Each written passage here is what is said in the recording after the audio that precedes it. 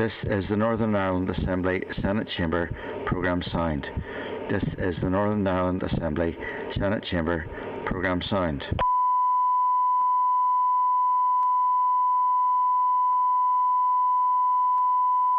This is the Northern Ireland Assembly Senate Chamber Programme Sound. This is the Northern Ireland Assembly Senate Chamber Programme Sound.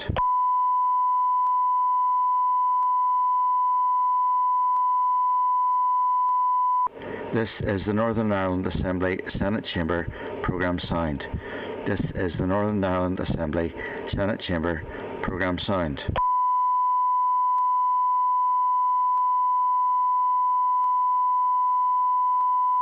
This is the Northern Ireland Assembly Senate Chamber Programme Sound. This is the Northern Ireland Assembly Senate Chamber Programme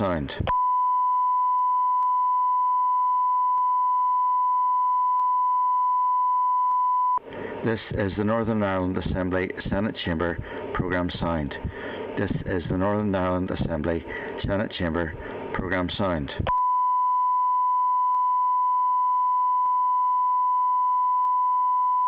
Sound.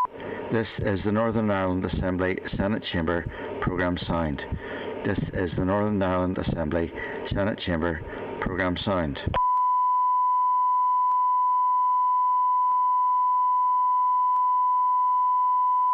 This is the Northern Ireland Assembly Senate Chamber Programme Sound. This is the Northern Ireland Assembly Senate Chamber Programme Sound.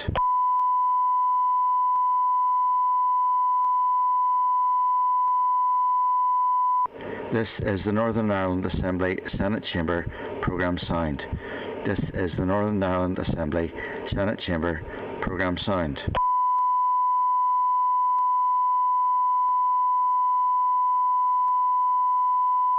This is the Northern Ireland Assembly Senate Chamber Programme Sound. This is the Northern Ireland Assembly Senate Chamber Programme Sound.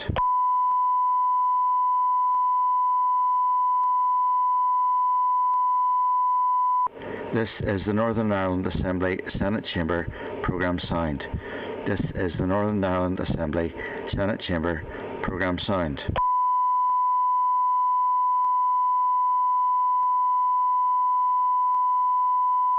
This is the Northern Ireland Assembly Senate Chamber Programme Sound. This is the Northern Ireland Assembly Senate Chamber Programme Sound.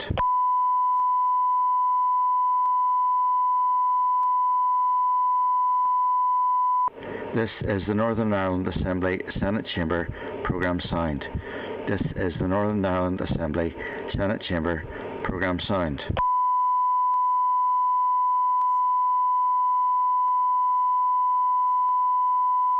This is the Northern Ireland Assembly Senate Chamber Programme Sound. This is the Northern Ireland Assembly Senate Chamber Programme Sound.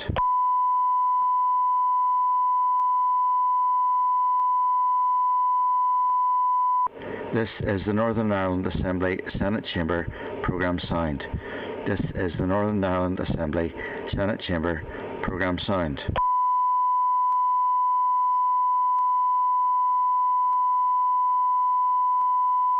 This is the Northern Ireland Assembly Senate Chamber Programme Sound. This is the Northern Ireland Assembly Senate Chamber Programme Sound.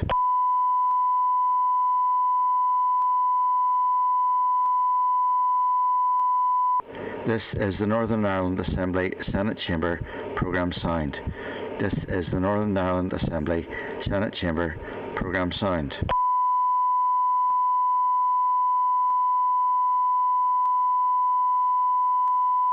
This is the Northern Ireland Assembly Senate Chamber Programme Sound. This is the Northern Ireland Assembly Senate Chamber Programme Sound.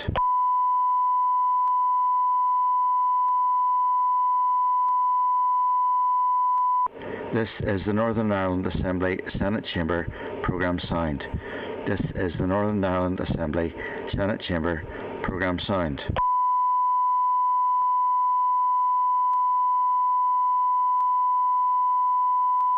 This is the Northern Ireland Assembly Senate Chamber Programme Sound. This is the Northern Ireland Assembly Senate Chamber Programme Sound.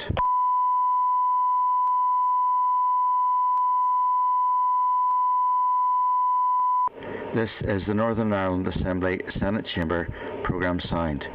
This is the Northern Ireland Assembly Senate Chamber Programme signed.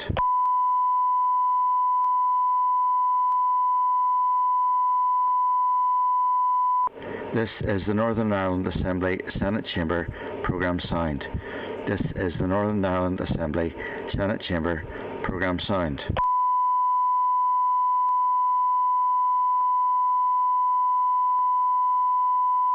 This is the Northern Ireland Assembly Senate Chamber Programme signed. This is the Northern Ireland Assembly Senate Chamber Programme signed.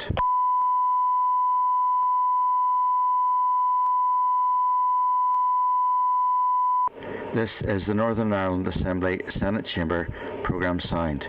This is the Northern Ireland Assembly Senate Chamber Programme signed. Session. Right. Can everybody still hear us? Raise your finger. Good. Excellent. Something's right. Okay. Advised members are welcome to use Wi-Fi connected mobile devices, and as long as they're airplane mode and all devices are muted. Gemma and Philip are sort of joining us remotely. Assembly broadcasting will keep all members in the spotlight for all agenda items, as we hope. Members, are we content to proceed through the agenda? Okay. The first item I would wish to raise is I would like, on behalf of the committee, to express our condolences to Melissa McHugh, a member of our committee, on the death of his mother. And I would like to formally, on behalf of this committee, to write to Melissa and his family and give him all our condolences and give him all our best wishes and thoughts and prayers as we go forward, if we were content to do that. Are we so agreed? Agreed. Agreed. Thank you very much indeed. Obviously, there's been no apologies have been received, but our Philip or Gemma, I would assume that Melissa is not going to be with us. But have any of you been given approval for his vote? They stopped. Yeah, yes, sorry. Melissa has asked me to pass on his apologies, and Gemma will vote on his behalf should the need arise. Okay, so noted. He didn't trust me. Don't blame him. Move on to any declarations of interest. Any declarations of interests? Draft minutes of proceedings. Inform members of draft meetings of the minute on the 13th of January are page 6. Peter advises me there was a typographical error. It should be Lindsay, as in L-I-S-N-E-Y, Charters of Errors rather than Lindsay. Are we content to amend this in the draft minutes? Great. Are we content for the minutes to be published on the website? Great. Yep. We move on to matters arising. There are no matters arising. Right, now let's really press the system now. Can I invite Joanne and Jeff to come on Starleaf, please? Can the officials add them to Spotlight? Yes. Got it. Okay. Joanne, Jeff, how are you? Can you hear us? Yes, we can, Chair. Excellent. Yes, indeed. Excellent. That is an improvement on whatever has happened today as well. Just want to remind members that the session has been recorded and Hansard. Inform members our revised clerk's brief is in the tabled items. A copy of the Minister's budget statement and the related consultation document is also in the tabled items, and we heard from the Minister the other day. And a response to committee queries is tabled on items on, I think it's page 97 in the tabled papers. Team, I don't know who's going to lead, Joanne or Jeff. Would you like to come out with your make your opening statements, please? Joanne, I think you may be on mute. Sorry, I am. Yes, thank you, Chair. I'm going to lead, and Jeff will jump in as necessary, particularly on the figure side of things. I'd just like to thank you for the opportunity to brief the committee on the draft budget 21-22.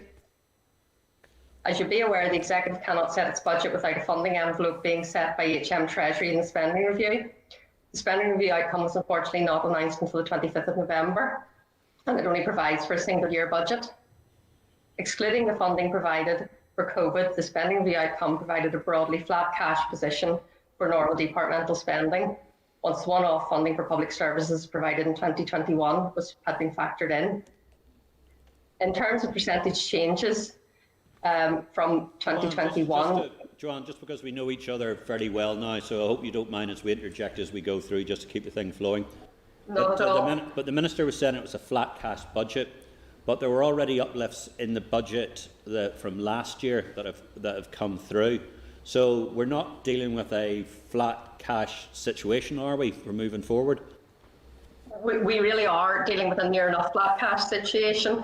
What happened was in 2021, we received one-off funding from the NDNA agreement, which was used to meet sort of ongoing departmental pressures.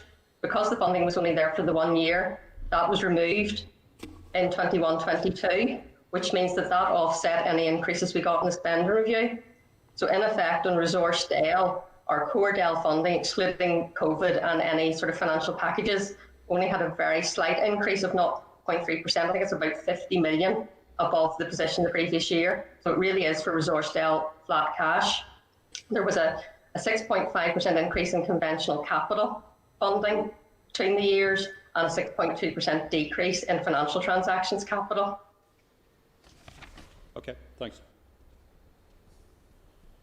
Okay, so just then to give a little bit more background in the budget. So on the resource budget side, as I said, the outcome reflects effectively flatlining our 2021 budget position.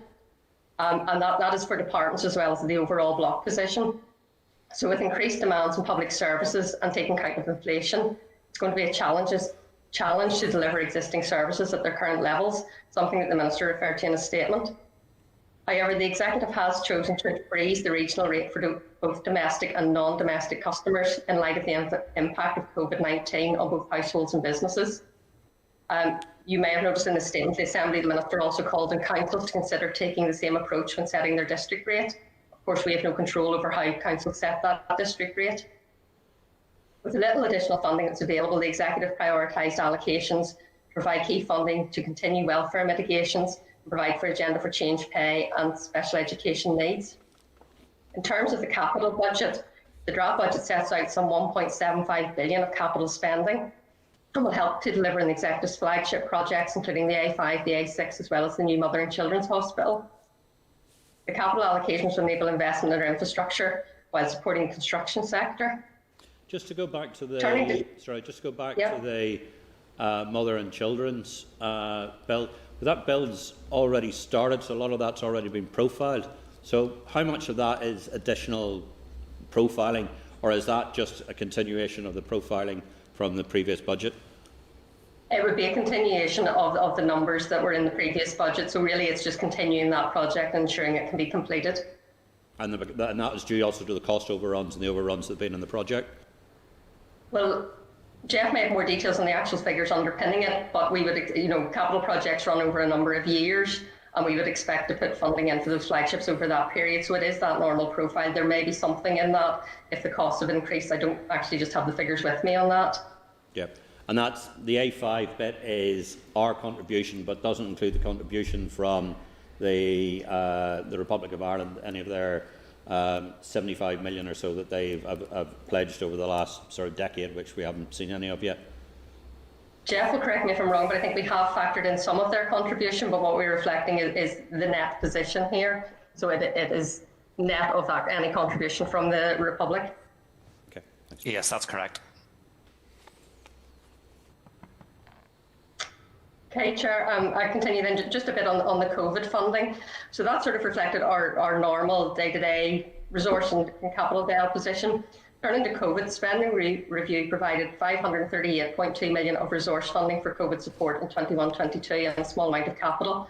This compares to the 3 billion we've got in the current financial year. The Executive, in its draft budget, the Executive allocated 380 million of this to health, 30.6 million to Department for Education to support families in low incomes through holiday hunger payments, and 0.7 million to Department for Economy for higher education places following the uncertainty that surrounded the A-level results earlier in the summer. This leaves 126.9 million available for further consideration as part of the final budget. And I think it's important to say that that's held back for the final budget so as we can consider how things are developing in terms of COVID. Another important point in relation to the budget was the financial packages, which the Executive has in place. And due to the legislative constraints, you'll be aware the Executive's budget is restricted to the amount set out in the Secretary of State and notified to the Assembly by the Finance Minister's written ministerial statement on the 1st of December. In his letter, the Secretary of State did not confirm a number of previously agreed financial packages. and therefore these cannot be factored into the draft budget. This includes confidence and supply funding and new decade and new approach funding. We fully anticipate this funding will be provided in due course, and we hope that that will be prior to the final budget. Sorry, just that confidence and supply money, was part of that confidence and supply money was supposed to be out for the broadband project, wasn't it? And that has already been allocated? But we haven't got that. It has, yeah. Yes, we haven't got it formally confirmed, so we couldn't put it in our draft budget, but we fully expect that the money will be provided. It's a matter of timing rather than the money not being there. So those departments which were to receive funding from those packages are aware that that funding is anticipated and hopefully will be provided, if not in time for the final budget, then early in the new financial year. So we're expecting that. So expecting that figure will be it. The budget you're bringing, the draft budget you're bringing before us now, but you're expecting that the confidence and supply money will be in that, plus the additionals you're expecting for sort of the COVID package as well. We're hoping so. We're hoping. It is on the confidence and supply and the NDNA. It is dependent upon the Secretary of State writing again to the Finance Minister to confirm that funding is available. The Finance Minister would then need to make another statement to the Assembly to confirm that. So we're hoping that it will be done in time to allow it to be factored into the final budget. But if not, it should hopefully be available early in the new financial year. We're certainly advising departments to plan on the basis that that money will be in place. Okay. Yep. Okay, and just finally, just in terms of consultation, as you know, we want to go out and consult on the draft budget. Unfortunately, the period's not as long as we would have hoped for, but we have launched the consultation with replies due to the 25th of February. Details of how to respond to that are available in the budget document on the Department of Finance website. And of course, we're hoping that the committee will fulfil its usual role in terms of consulting with the other committees. Okay. And that's really all I have to say, Chair, but happy to take any questions. Okay. Thanks very much indeed. Look, we've all got a large number of questions, and we'll chip in as we go through, as you can imagine. Look, I'm going to take a couple of ones off the top, and then we'll sort of work our way down through as we get going. The first question I have is, we've already heard the Department of Economy saying it's going to somehow reprofile its £95 million for the voucher scheme into next year. And we've asked the Minister on several occasions, what is the mechanism for doing this? And has the Treasury approved this? And can you give us some details about how monies that are supposed to be spent by the end of this financial year are now being moved into next financial year, and what is the mechanism for doing that? And if there's a mechanism for doing that, what is the mechanism therefore for the rest of the underspend? And there will obviously be questions, no doubt, from the rest of the committee about what is the last monitoring round of the degree of underspend there's likely to be. But could you just explain to us what that mechanism is? And just for clarity, I've been in discussion with the chairperson of the Economy Committee, and she is as blindsided as I am on the mechanism and how this is going to happen. Okay, Chair. Hopefully, well, I can try and explain the process as whether that provides clarity or not. As you will know, there is limited scope under the normal arrangements for us to carry forward funding from one financial year into the other. That is provided under the Budget Exchange Scheme and is limited to a percentage of our final resource and capital DEL.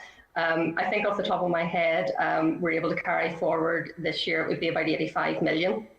Obviously, that's not enough for the proposals that are in place.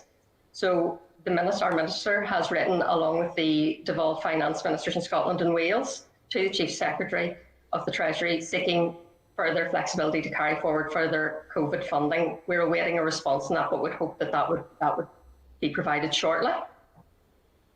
In the interim, we have been also discussing at official level with Treasury, and the indications that we have received from them is that they would look quite favourably upon requests to carry forward funding we have received very late in the year. So we are hoping that would... That's the 200 million just after Christmas, or that period? Yeah, exactly. Yeah. And if there's anything else comes out between now and the end of the financial year. So I say we're getting very positive feedback from Treasury on that. But again, we're waiting for that to be formally confirmed. Okay. But obviously, if that was the case, the 200 million would be enough to sort of honour those commitments that we've already made. But we hope for further flexibility. Right. Once we get a... Yeah. But obviously one of the issues that's been raised, and obviously is quite a lot of consideration, but particularly for our health workers, is commitments that have been made, particularly on sort of the change programme and safe working practices that were made within NDNA. Looking at the Finance Minister's statement, there's been no sort of definitive discussion about how that's going to be paid for, apart from the fact that they'll have the first call on any sort of monitoring round or any monitoring round in June. So how do we get to the stage, but bearing in mind we're already talking about sort of potential of moving over 200 million? Why can't that 200 million be being profiled towards health, so health can have a much stronger commitment, particularly since our health workers will be saying, look, we've put everything on the line for COVID. We've worked well above the arrangements. It's part of the NDNA, and it's also part of the COVID approach. So why hasn't sort of things like health and indeed some of the areas of education already been ring-fenced for that particular area? The executive has yet to make decisions on how that 200 million will be allocated. I mean, the proposals for further rate support and obviously DFE's proposal on their voucher scheme. In addition to the 200 million, we would expect to have our normal carry forward from this financial year into next financial year, and that should be sufficient to honour a commitment to health and first call engine monitoring for their safe staffing bid. So we would fully anticipate the funding should be available. Sorry, what are you anticipating that carry forward is likely to be then? Well, at the moment, we're obviously, we don't know until we get near the end of the financial year. But as I said, we're able to carry forward in the region of 80 to 85 million. It may not be the full amount, but we, in general, carry forward a significant level of our budget, of that available under the budget exchange scheme each year. So we don't have the definitive figures. Obviously, departments are still working towards the end of the financial year, and it's early days yet to say what that will be, but we fully anticipate that it will be sufficient to cover those commitments that have been given. Okay, thanks. And look, the final one before opening up to the rest of the team is on the victims' pension payments. We've had figures bandied around all over the place from 800 million, but I think the Justice Minister, and I will be careful of this because I haven't seen actually the Hansard transcript or the rest of it, but said in her own committee she expected it to be somewhere closer to about 120 million. There's a huge delta difference between 800 million and 120 million. And if we look over a 10-year period, if it's 120 million and that works out at, this year would be a higher figure, but would probably be baselined about 10 million each. So what figure are you actually working to for that process? Because look, we've got to have some sort of definitive figure on this, because it is something that we're committed to legally, but if it's in the realms of the 120 million over 10 years, it's something we should be progressing fairly rapidly. So, can you give us an idea of what the figures are and where we are in actually bottoming that out? Right. I don't have a definitive figure for it over the full lifetime of the scheme. The Executive Office are currently working on refining the costings on that. Unfortunately, I hadn't heard the 120 million figure. I had heard in the region, a median figure was in the region of 400, but again, I couldn't stand over that. It's not my figure. In terms of planning purposes, the Executive Office did submit a bid in the budget, which was in the region of, I think, 21 million. For that, they also bid for the sort of preparation costs, and we have funded the preparation cost bid in full, which allows work on that to progress, and that allows time for the ongoing discussions which are happening with the UK government on the funding of the payments themselves. So they put in a bid for 21 million and the set-up costs as well? Yes. So we could be using the 21 million for paying the victims' pension now, or once it's agreed? Well, it's saying that they put in a bid for that. It wasn't allocated. What was allocated was the 6.7 for the preparation costs. As you'll be aware, we're firmly of the view that the UK government have a responsibility here, and discussions on that are ongoing with FM, DFM, the Justice Minister and the Finance Minister seeking to meet with the Secretary of State to discuss that. Okay, thanks. Jim Minister, sorry. Yeah, thank you. Jim. So I noticed that the one department that's had a major hike in its resources is the Executive Office. What's that for? Jeff may have more detail over that than I do, but there are, as I say, there's the 6.7 in there for the preparation works for the victims' payments. There's funding in there for HIA. So all of those, and there's also funding in there for tackling paramilitary activity. Well, could you give us some breakdown of where this extra funding requirement, how it allocates between those? Yeah, the 8 million for tackling paramilitary activity, which would be the executive's element of that funding. We're still waiting on confirmation from the NIO that they will provide the match funding necessary on that. 6.7. Sorry, Joanne. That 8 million actually is allocated to DOJ. The TEO uplift. Oh, sorry. The TEO uplift is based on the 6.7 million in relation to victims and the 8.7. Yes. Yeah, thanks, Jeff. Sorry about that. And the 8.7 is for what? HIA. HIA. So we've had, on the victims' pension, we've had the Department of Justice nominated as the relevant department. So why is that still being channeled through TEO? Those are the arrangements that are in place. TEO is responsible for providing the funding to DOJ. I'm sorry, I'm not completely over the detail of the funding, but it was TEO that submitted the bid for that, and then will provide the funding to Department of Justice, is my understanding. And TEO put in a bid, Executive Office put in a bid for 21 million of actual pension funding, right? I'm just trying to check the exact. 21 million was off the top of my head. I'll see if I have the exact funding, or perhaps Jeff has the exact figures from the bid. I'll find. Sorry, it's the problem with not working with paper. You can never find the right electronic document. Yes, you are correct. And it was victims' payments, 21.3 million a bid from TEO. And the Finance Minister rejected that. The executive rejected that. Sorry? Yeah, it's not so much the executive made the decisions on the overall allocation. It's not a case of rejecting bids, but looking at the overall funding that's available. And as I said, there are discussions ongoing with the Northern Ireland office and the Secretary of State on that, and we're waiting for a meeting. I understand that, but I want to be absolutely clear. The Executive Office asked for 21 million to be able to pay pension funds, and through presumably a recommendation from the Department of Finance, that was rejected. Is that correct?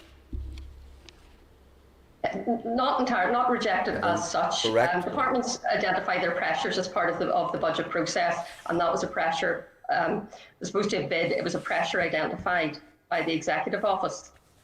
But the Executive has agreed that there is a responsibility in the UK government to provide funding for this, and discussions are ongoing, and therefore the bid has been in some ways deferred until those discussions take place. So was that deferral on a recommendation from the Finance Minister? It was agreed by the Executive. No, that's not the question, Ms. McBurney. I'm asking, was it on a recommendation by the Finance Minister? It was not a recommendation that the bid was deferred as such, as a recommendation on the overall budget position. And the resolution was, we're not going to pay it, even though the Executive Office had asked for it, because we want to put the pressure on the NIO. We're not in a position to actually make payments yet. We're in a position we are, Department of Justice and TEO are progressing the preparation costs, so there's no payments actually able to be made yet. Is the Secretary of State therefore correct when he rebukes your department for playing games over the victim's pension? I don't think it's appropriate for me to comment on the political aspects of it, but I don't think we're playing games. I accept that, and sort of we take that as well. But there is a question of clarity here. Is that if that was the case, why did the TEO bid for 21.6 million, which monies, what I imagine were to go to the Department of Justice for paying out of this? Why did they bid for it in the first place when it's a joint office, if it was going to be rejected by the Department of Finance? I would like some clarity on that. Yeah. I think it's not so much a matter of bidding for the money as identifying that there's a pressure, and we recognise that victims' payments have to be made. Therefore, it's proper and correct to identify what those pressures are, so the Executive is fully informed Would it not be of equally, potential issues. Sorry, Jeff, do you want to? Would it not be equally proper and correct, having identified that pressure, to then provide the money within the budget, given that the pawns in this are the innocent victims?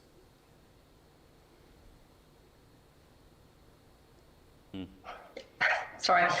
I think we all fully sympathise with the victims, and I don't think there's any intention that payments to the victims would be delayed. We have funded the preparation costs in full to allow that work to progress. I think, and sorry, I was using the chair's prerogative here, but the question that I am now confused about is, I can understand the 6.4 million being allocated to set the system up, but I think the information that is used to us, that there was also a bid in for 21 million, which, bearing in mind if we're considering it's towards the lower end of the cost, and there is also a court case that is saying that we must be making these payments, I can't understand how, if a bid had been made, I would really like to understand the mechanism that it was taken out.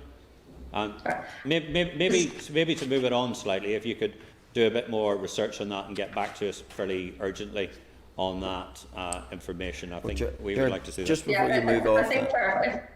Sorry, if I can jump in, I think that's partly my fault for referring to bids as opposed to just simply departments identifying their pressures. What I'm referring to is bids were identified departments as part of an information gathering exercise, and PO simply submitted an estimate of what they thought the cost would be this year. It wasn't a direct bid as such. That's my sloppy terminology. And this is definitely and therefore it wasn't rejected as such. It's just there are discussions ongoing, and it hasn't been included in the draft budget. Jim, whatever the backpedaling, we know the Executive Office identified a need for 21 million so that pension recipients could be paid. We now know that that was then not provided, and therefore they won't be paid. No, that's not the cost. That's not entirely true.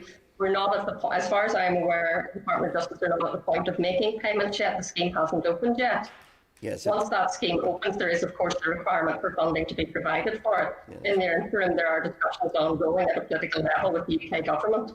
Tell me this, as far as your department and your minister are concerned, is it now just a question of who pays, or is it still a question of who gets? I obviously can't speak for the Minister of Political Matters. As far as I am concerned, there's an obligation to pay the funding to victims for the scheme that has been legislated for. But are we not now into the territory to which the Secretary of State was referring, of the department playing games by trying to mix the issue of who pays with who gets?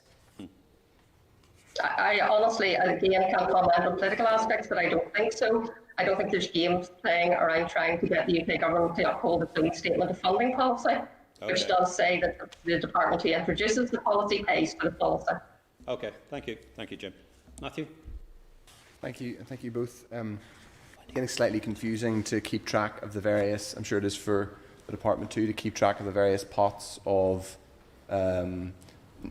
Fresh Start, New Decade, New Approach, Confidence and Supply. But just so I'm absolutely clear, the department's position is that it's flat cash for 21-22 because the amount, the 2021 incorporating New Decade, New Approach is in a sense that's your baseline, that continues, so you haven't lost the additional, okay, but it's just that we have lost what happened when departments' baselines are set. We use the previous year's budget position. Last year, so the 2021 budget position, it included 350 million of funding from New Decade, New Approach. That funding is not available to the executive this year, but we haven't reduced departments' baselines for that amount. So the executive, before the spending review, started, if you like, with a hole in its budget of that 350 million. There were other baseline adjustments through the spending review process, where Treasury removed one-off funding.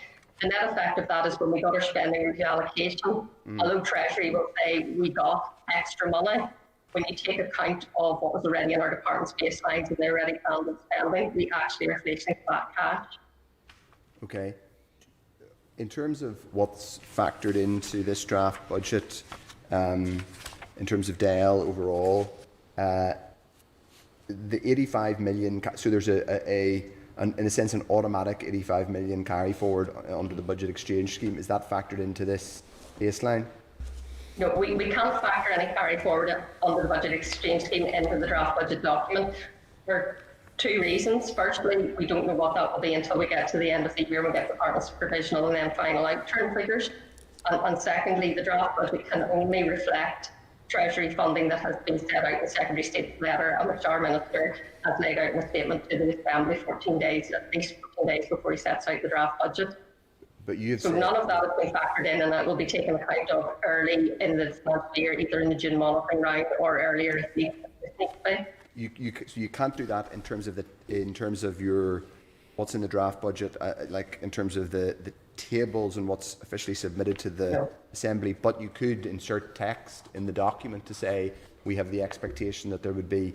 So you said 85 million carry forward under the budget exchange scheme. It sounded like relative confidence the 200 million would be added to that as so it'd be, that's 285. Would it have been useful to have an additional text in the document or in the ministerial statement to say that we are relatively confident there will be an additional 285 added to this number? I think until we have it confirmed, it would be misleading to tell people that it will definitely be there, which may have happened if we'd have put it in the document itself. Okay. The 200 million of the COVID funding, I would hope we'd have confirmation quite soon on that, and that's something that then could be reflected, hopefully not in the final budget figures, but in the text behind the final budget. On the 85 million, that's the limit we could carry forward in our budget exchange scheme. As I say, it is my feeling that we will carry forward a significant amount of level under that. I don't have any degree of certainty in that other than sort of past experience and feedback maybe we're getting from departments. So again, it would be a bit early to factor that into any budget plans, other than to say, I think we will carry forward a significant amount.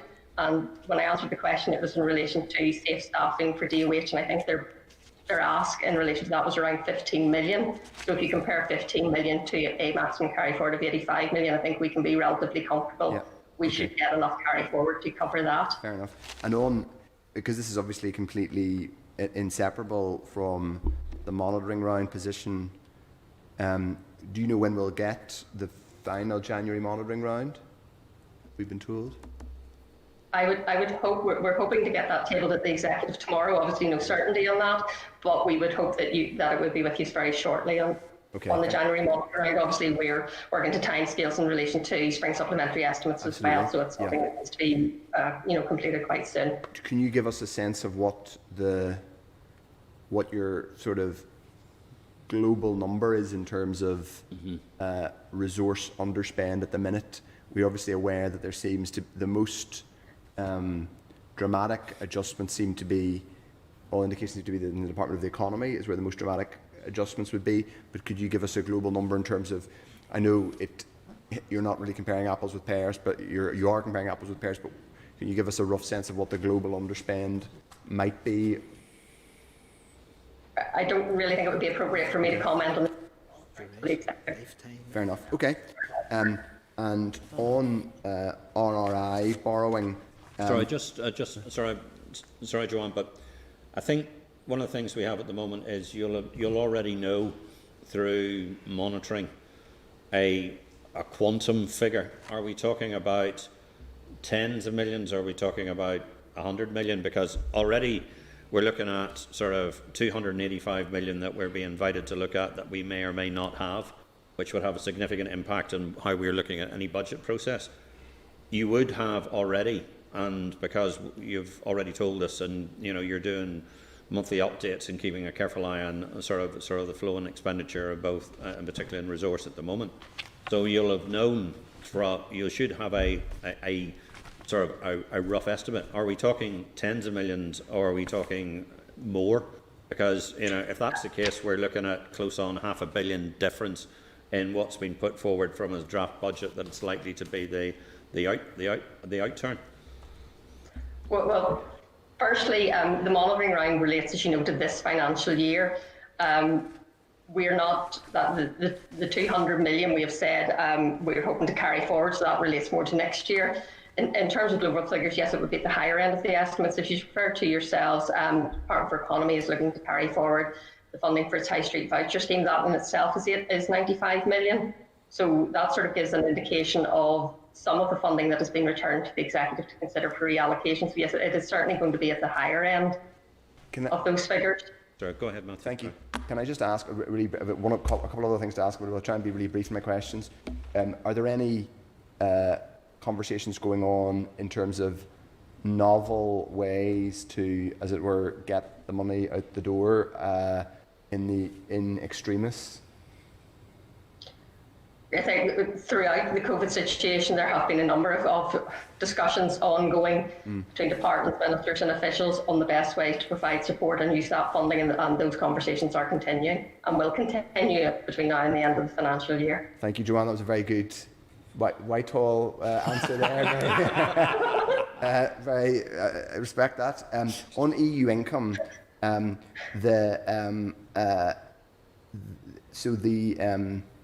obviously cap monies have been replaced by UK government monies, albeit we don't know what the UK government's long-term commitment to farm payments is. But there is lost structural funding. In a sense, in a sense that is being, so the flat cash position is in part a product of lost EU funding as well. Jeff will correct me if I'm wrong, but not really, because the EU funding would have come in as receipts, whereas we're looking at a net position. So yeah, there is a huge impact from that lost EU funding, and our minister and the other devolved ministers have made no secret of the fact they're not happy with the way the Shared Prosperity Fund is being managed, or is intended to be managed. So yes, there are huge impacts from that, but I don't think you could say there's a direct read across to the budget figures as such, because of the way EU income would score basically as a negative in our budget. Okay, right, yeah, that makes sense. But albeit it is worth saying that it scores as a negative, but you factor it into your spending plans. So because you know you're not going to have that receipt to score, it means you're going to allocate less money to departments. So it is reflected. Yeah, it's not a case of so much of allocating less money to departments. If we were getting EU funding in, departments would spend more, and that would be offset by a negative amount of the EU income. So in the figures that we show, you really wouldn't see it, because it would be a plus and a minus, which would cancel each other out. So it doesn't really show in our figures as such. But what it does mean is behind those figures, say for the Department for Economy, while we have a net figure for the Department of Economy there, if they were getting EU income, they would spend much more than that net figure. They're now not in that position to do so. So it impacts the spending plans of departments, but it doesn't directly sort of show itself in our figures as such. I know what you mean. Yeah, it does have an impact, but it doesn't, the way it accounts is... doesn't show clearly. My final question is... just one another. Okay. One of the things we've been trying to bottom out is a figure from the Department of Economy that said that they're short of 45 million for Invest NI. Could you confirm that figure? Is that roughly the figure we're looking at? I honestly don't have those figures in front of me at the minute, but it's something we can look at and get back to you on.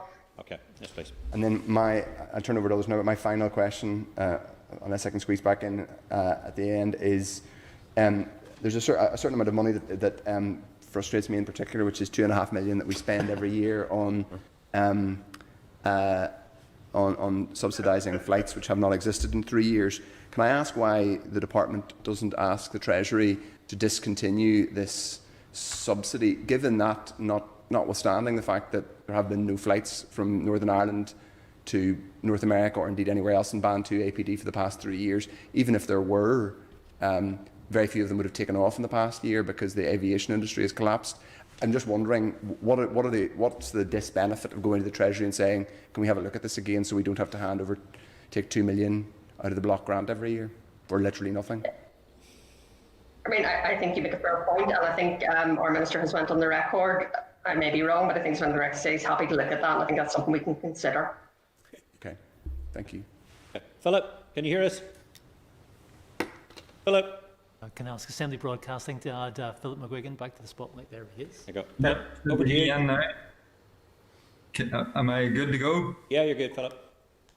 Thanks. So, I mean, just in terms of summarising this, I mean, essentially, what we have been given, courtesy of the British government purse for the North, it's a flat cash, so there's no increase to the budget on last year. It's a single year budget, even though the executive and all of us would like a multi-year budget to have a bit more certainty in terms of planning. There's still money that hasn't come or been committed to by the British Secretary of State for NDNA commitments for EU structural funding, as Matthew and Steve have talked about, and for city deals. And so, I mean, that's essentially where we're at. So the executive, as the Minister said in the Assembly the other day, isn't able to prepare or kickstart our economy as we come out of COVID as we would like.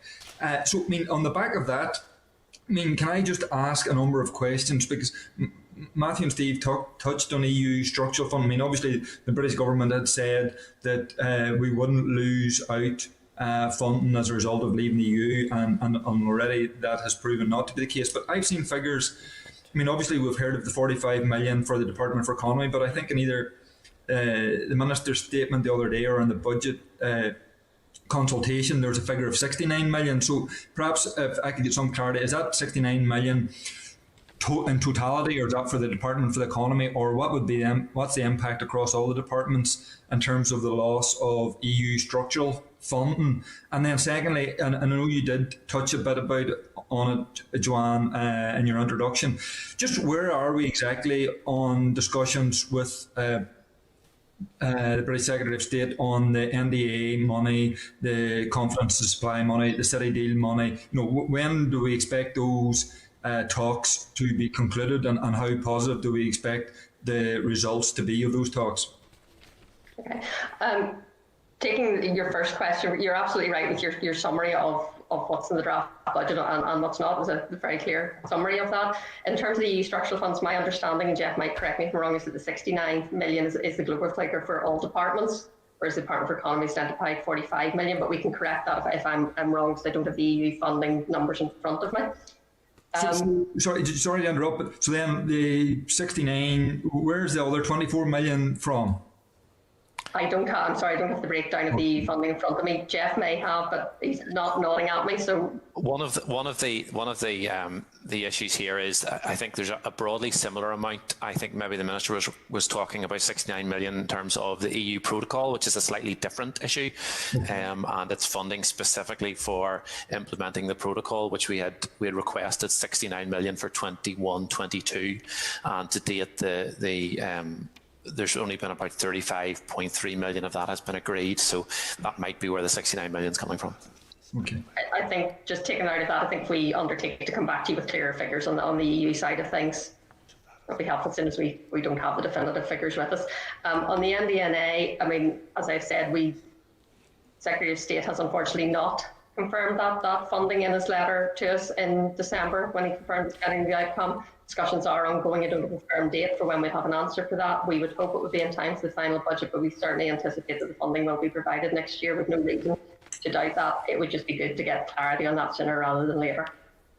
Okay, and that there is affecting city deals and confidence and supply money as well then?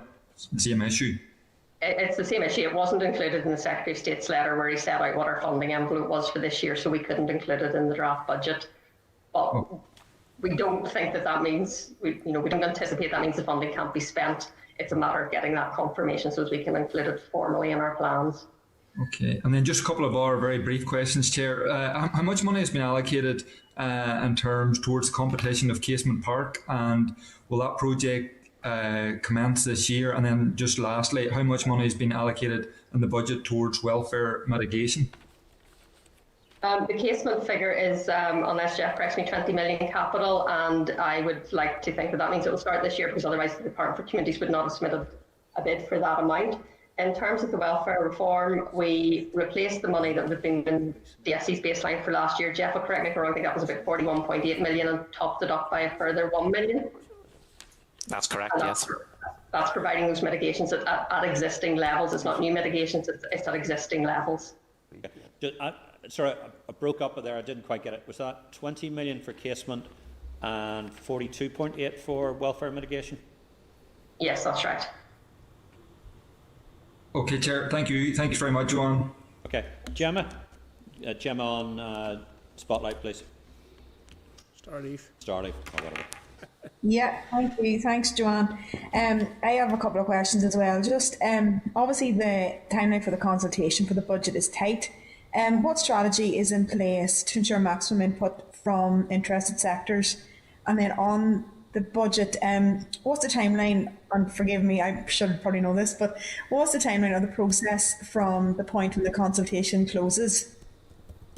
Okay, well, consultation closes on the 25th of February, so obviously the budget document is out there and everyone is encouraged to provide responses to that. In addition to that, our team of Public Spending Directorate will do a number of consultation events with sectoral bodies such as NICFA. Jeff could actually provide probably the list of those to you, more clarity, because my mind has went black. Jeff, do you want to run down some of the people that you'll be contacting and offering consultation events to? Sure. Let me just get the details of that. And sorry, I caught on my Jeff. Sorry, you got it. So we'll be looking at talking to NICFA. We are approaching all the main unions, the Confederation of British Industry, the Federation of Small Businesses, the Equality Commission, Construction Employers Federation, the Institute of Directors, the Women's Policy Group, which is effectively the Women's Resource and Development Agency, the Northern Ireland Food and Drink Association, Public Sector Chairs Forum, Social Enterprise NI, Trade NI, Retail NI, Rating Policy, the Public Sector Chairs Forum, sorry, that's a double count there, Hospitality Ulster, NICS Non-Executive Directors and the Human Rights Commission. We're open to talking to anyone who's able to come and wants to understand a wee bit more about the budget process. Yeah, no, that's great, Jeff, thanks. It was just the women's sector I was worried about. I just saw a couple of tweets that concerned me, but thanks for that. And my other question is, and I know the Minister had been looking for greater flexibility, but if we're allowed to carry forward COVID money, obviously that's a big if, does it have to be spent on COVID related areas or projects, or can it go to other departments or projects? Right. So far the Executive has sort of looked at the COVID funding separately from the normal funding, because it's important obviously to provide support for COVID, but our understanding certainly is that it's coming forward, it's coming through eventually through the normal Barnett formula, and that means that it could be spent on other things, but obviously the Executive would want to consider what support's needed for COVID and wouldn't want it to go to sort of on day-to-day departmental pressures. But if support's needed in another area, maybe not strictly linked to COVID, that would be a matter for the Executive, and I think that flexibility would be available to them. Okay, great. No, thank you. That's all my questions. Thank you. Cheers, Chairman. Thanks. Matthew, short one. Yeah, it is quite. It was just a couple of related ones, but they're both short. What is the final date by which you need to get this budget presented to the Assembly? So the closing date for the consultation is the 25th of Feb. Can it be basically any day before the financial year? Yeah, I mean, it needs to be in place before the 31st of March. Obviously, we would rather sooner rather than later, but then again, we'd have rather been able to do a draft budget in early autumn like we would normally plan to do. So yeah, anytime before the 31st of March, but sooner if possible, to provide clarity as soon as possible. But we obviously do also need to give time to work through the consultation responses. We need to consider those that come in and give them our full consideration, so it can't be turned around in a matter of days after that closing date. But I presume you would also be factoring into your planning the UK budget on the 3rd of March? We will do, but in normal course of events, while we may get some additional funding out of the 3rd of March, it doesn't tend to lend itself to great amounts. It's also likely that we may not be able to factor anything that does come in on the 3rd of March into our final budget because of that requirement for the Secretary of State to write and confirm revised control tools, and for our Minister to make a statement to the Assembly at least 14 days before he lays the budget on what those control tools are. So it may be that funding coming out on the 3rd of March has to be factored into a monitoring round as opposed to in the final budget. But just, and wouldn't accuse you of this at all, Joanne, very full confidence in the department, but given that we know we could have nearly 300 million in carry forward, something from the Secretary of State, and I agree the Secretary of State is not behaving well in relation to Northern Ireland, but likely there will be some further permissions from him in terms of a letter and funding, and possibly further Barnett consequentials from the budget on the 3rd of March. would it be cynic? Would I be a cynic if I was saying that the draft budget is quite a low number and there's a presentational advantage to the fact that we're going to have the number will inevitably be higher whenever the final budget comes out? As I'm not accusing you of that. I'm just. No, I honestly don't think so. I mean, I think there's two things to be taken into account here. One is the level of COVID funding, and the carry forward we are, I suppose, hoping for and anticipating the 200 million is for COVID. Yeah. And that should not really affect departmental's normal spending power. So I don't think, we're being disingenuous when we say it's a very challenging budget position. Also, in terms of sort of non-COVID carry forward, we would always expect to be able to carry forward some funding with the best will in the world. Departments do tend to underspend as it comes towards the end of the year, and there's always some funding carried in. So I don't think we're being disingenuous when we say it's a very, very challenging budget to say to departments, basically, we're rolling forward your baselines for last year and topping up a little bit. No, because when you take into account, inflation. I don't think you're being disingenuous, and it definitely is. Pressures. And it definitely is a tight spending settlement including from the UK government. But it's also true that the numbers are probably going to go up from here. We would hope so. Enough, I think would be the. Okay. We would hope so. Okay. Okay. Thanks, Jim. Joanne, when you finished this committee, you wish you'd have done something simple in life, like brain surgery or nuclear physics. And I noticed that you're taking most of the flak, and your colleague is. Wasn't flak at all. Wasn't flak at all. I was keeping a low profile and only dipping in when he's got it up on his screen. So Joanne is a friend. I'm glad to hear you say that, Chair. I know Jeff is there definitely to keep me right. He'll probably say he would love to be the one doing the talking, but he can't get a word in edgewise. We'll have to give him much more priority in the next round of tougher questions. And I'm sure you've missed this process over the last 4 years when you haven't had to do this. But can I move you on to the thorny issue of McLeod? What assumption, if any, have you built into McLeod, and have you built into it that the restitution will only go up to April 2022? Okay, first we're very aware of the McLeod issue. It isn't, you're correct, it is not factored into the draft budget position. The feedback we're getting from Treasury is obviously that this does not just affect Northern Ireland, and that we would get Barnett consequentials and any additional funding provided to Whitehall departments for that. Obviously, when that time comes, we will need to then consider whether that's sufficient to cover the pressures that we have, and we may have to take action if it's not. Right. So you're assuming two things there: that there will be no expenditure rising in the incoming budget year of 21-22 as a direct result of not necessarily. And secondly, you're assuming that if any cost, and the cost is very significant to the Northern Ireland Office budget, or the Northern Ireland budget and the Northern Ireland Office budget, you're assuming that all of that will be met through a Barnett consequential coming from London rather than coming out of our block grant.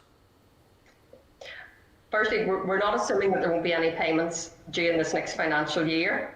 We haven't built it into the draft budget because at this point in time we wouldn't have a figure to build in, because we don't know whether the executive will be facing a pressure or whether the Barnett will be sufficient to cover that. Our hope, of course, would be that if it's on a sort of population share, that Barnett of the funding provided to Whitehall departments for the same issue would be sufficient. If it's not, then yes, that's something we will need to and the executive will need to consider. And you're all right, it has the potential to be a very significant pressure.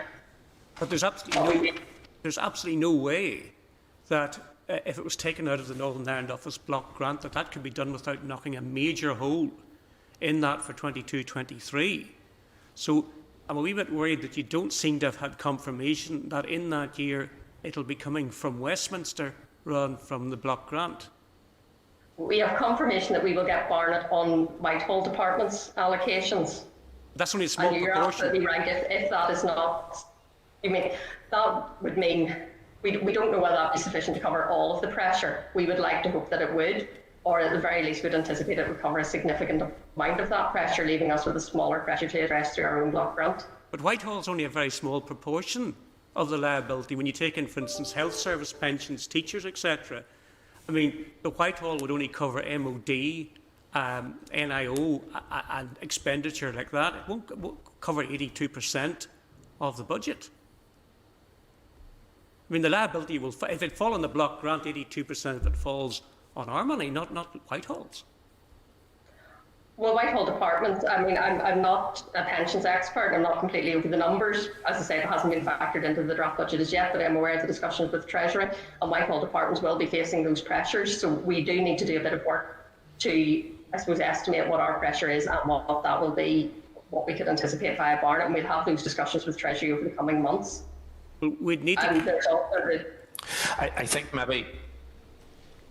maybe to clarify here, if there are pressures on the health service in England pensions, we will get an equivalent amount through Barnett for our pressures here. So it's not just about the narrow area of Whitehall, it's about talking about all the GB departments, health, so on and so forth. So we would expect that number will be very close to covering the potential pressure here. Okay. And we have that tied down already. That's confirmed. Treasury, at official level, Treasury have indicated that we will get Barnett, and that would be the way the Barnett formula would work. If a Whitehall Department gets an additional allocation, we do get Barnett on it. We've no reason to doubt that. And Treasury officials, we have asked this specific question in relation to McLeod, and they've confirmed that Barnett will operate. Right. In writing, not on the back of a taxi in London, in writing, you've got confirmation that we're getting this. I have an email from Treasury that says that Barnett will apply in the case of additional funding from Treasury to English departments on McLeod. Okay, well that's very good news. Well done on that. Now, as you know, the major supermarkets have announced either they've given or they're about to give a refund of the very substantial amount of money that has been given in the form of rate relief. Are we expecting a bit of a windfall in 21-22 in the form of that? Again, our 3%. Is that coming to us, or has it been retained by London? No, it will come to us, and Treasury are working on that at the minute. There has been no time period given for those supermarkets or indeed other businesses who wish to repay their rates. There's been no time scale given for them to do that. It's purely voluntary. They can do it whenever they want.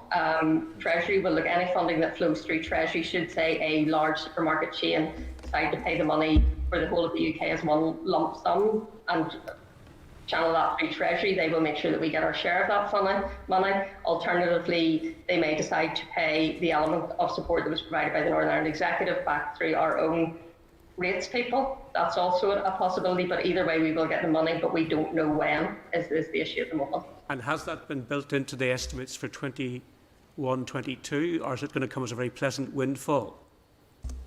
We can't build it into any of our budget figures because we don't know, one, which supermarkets are repaying it, how much they will repay, or when they will repay it. So no, we haven't factored it in, and it will be hopefully a windfall and hopefully very pleasant. Yeah, well, I think at least 3 of them have announced that they are going to repay it, and they're all very big players in the Northern Ireland market. So, you know, that would be very pleasant to know there's a wee bit of money coming through.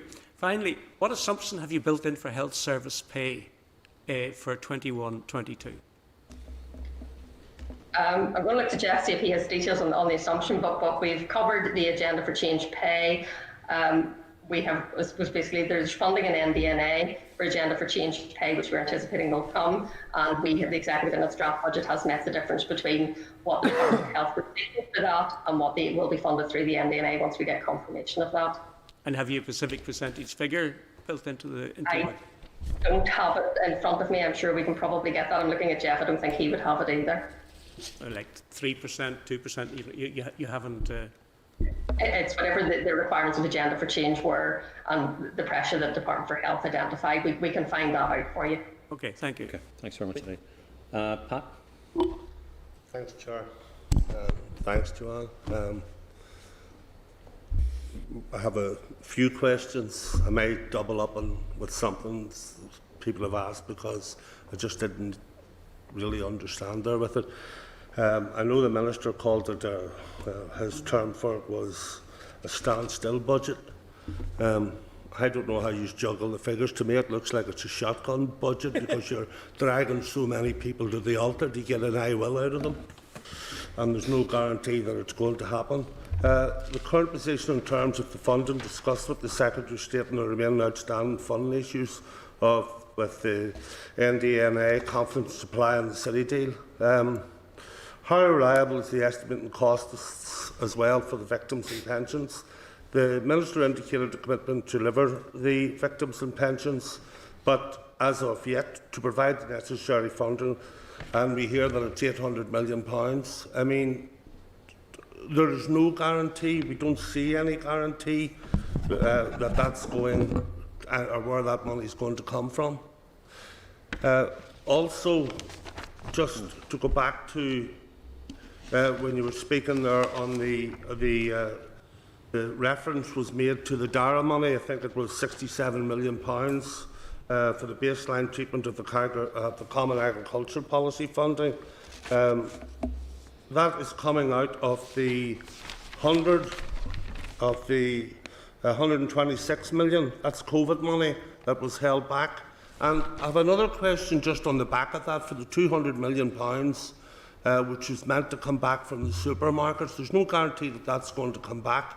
And someone's already asked, how can we hold? You've never really been able to hold anything over 80 million back in the budgets. How confident are you that we will be, in these COVID times, be able to hold back? I know I fired about 5 questions at you there, but I mean, if I was asking you all the questions you've written down, we'd be here all night. So I'm just trying to get some tie into it, Joanne, please. Okay, I'm not sure how I managed to capture all those questions. I was trying to write some of them down there. I suppose in terms of the victims funding, we have funded the preparation cost, and the executive is committed to providing the funding for the payments, but there's ongoing discussion. Yes, there are a range of figures. The executive is doing some more work on refining those figures. The figures range up million, so obviously hoped it would be less than that, but that's the cost over the lifetime of the scheme. The cost in the incoming financial year, which this budget is looking at, is estimated by the Executive Office to be around 21 million. So that's what we're looking at in this year.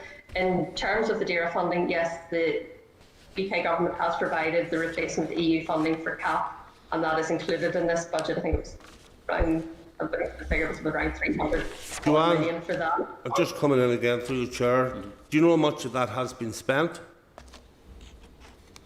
Of that money which was for how much of that has been spent? I know it's been earmarked for it, but how much of that has been spent by DARA? Well, the funding in the budget is looking at next year, so I'm presuming that the amount that they have will be fully committed, but they haven't spent any of that yet this year. Again, I would assume that they'll spend the amount that they've been provided for, but I don't have the details on their spend to date this year. As such, in terms of the supermarkets, yes, we have factored any of that in, and we don't have a figure for that as yet. That is slightly different from the 200 million. The 200 million we were referring to is funding that the Treasury uplifted the guaranteed COVID funding, which they've said we'll get in 21-22 by 200 million just before Christmas. I think it's the 23rd of December. And you're right, completely right, we have limited carry forward under the normal arrangements, but also under previous year's arrangements, if we're provided with funding, notification of funding very late in the financial year, in what Treasury would refer to as their spring sucks, so around sort of December, January time, there is a precedent that funding that's provided to the devolved administrations late in the year is permitted to be carried forward if we wish to do so, because Treasury do recognise that if they only notify us that funding is available in December, January time, that gives us very little time to spend that money effectively. So we have discussed with Treasury at the level, and the indications we have received are confident that we would be able to carry that 200 million forward. The Finance Minister has written formally with the other devolved Finance Ministers to the Chief Secretary of the Treasury, giving formal confirmation that that 200 million and then the funding received between now and the end of the financial year will be allowed to be carried forward. In addition, the devolved Finance Ministers are also seeking further flexibility to carry forward higher levels of funding if they choose to do so. And we still haven't got a response with the Treasury, not hoping that we'll get that within the next week.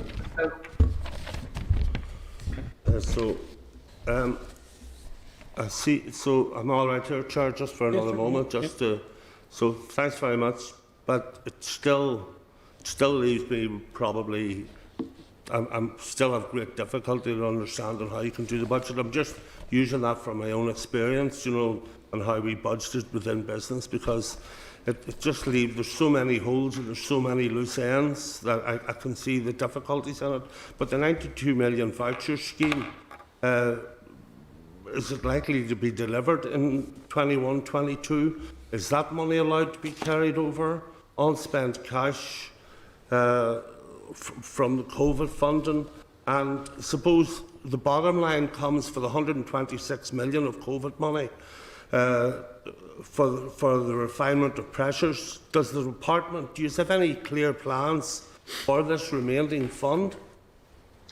Yeah, if I start with the voucher scheme, obviously for the Department for Economy, it's the executive to determine whether the voucher scheme will be delivered next year.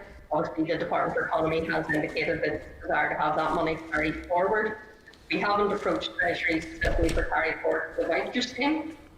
What we have on the 200 million, which obviously the executive chooses sufficient, along with the 126.9 million allocated money would be sufficient to cover those issues if the executive chose to do that.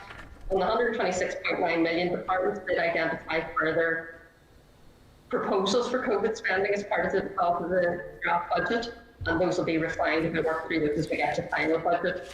As the money doesn't need to be spent or can't be spent from 1st of April onwards, there will be proposals in place for spending that money by the time we get there. Okay. I think I'll just send the rest in a wee letter into you. It'll be here, all right. Listen, Joanne, thanks very much. No problem. Paul? Yes, thank you, and thank you, Joanne. This is a marathon session for you both, as you would expect with a draft budget, so thank you very much for your time. I really do appreciate your answers. One thing I am confused about, though, with regards to your dialogue, is that I'm confused as to when a bid isn't a bid, and whenever there's a pressure, it's a pressure. So we have, as you had said to a question, I think, from Matthew, the Department of Communities bid for their welfare mitigations of 48.4 million, and then even Casement Park was mentioned at 20 million. Now, welfare mitigations to me is something quite similar, although not exact, to what we're trying to achieve with the welfare, or with the victims' pension. People who have been grievously hurt and need support and help, and have had done so all their life and will continue for the rest of their lives. So when is a bid not a bid, and when is a pressure not a pressure? Because if the Department of Communities surely bid for that mitigation for welfare reform, and they would know best what they require, why then is the Executive Office bid of 21.6 million for victims not a bid?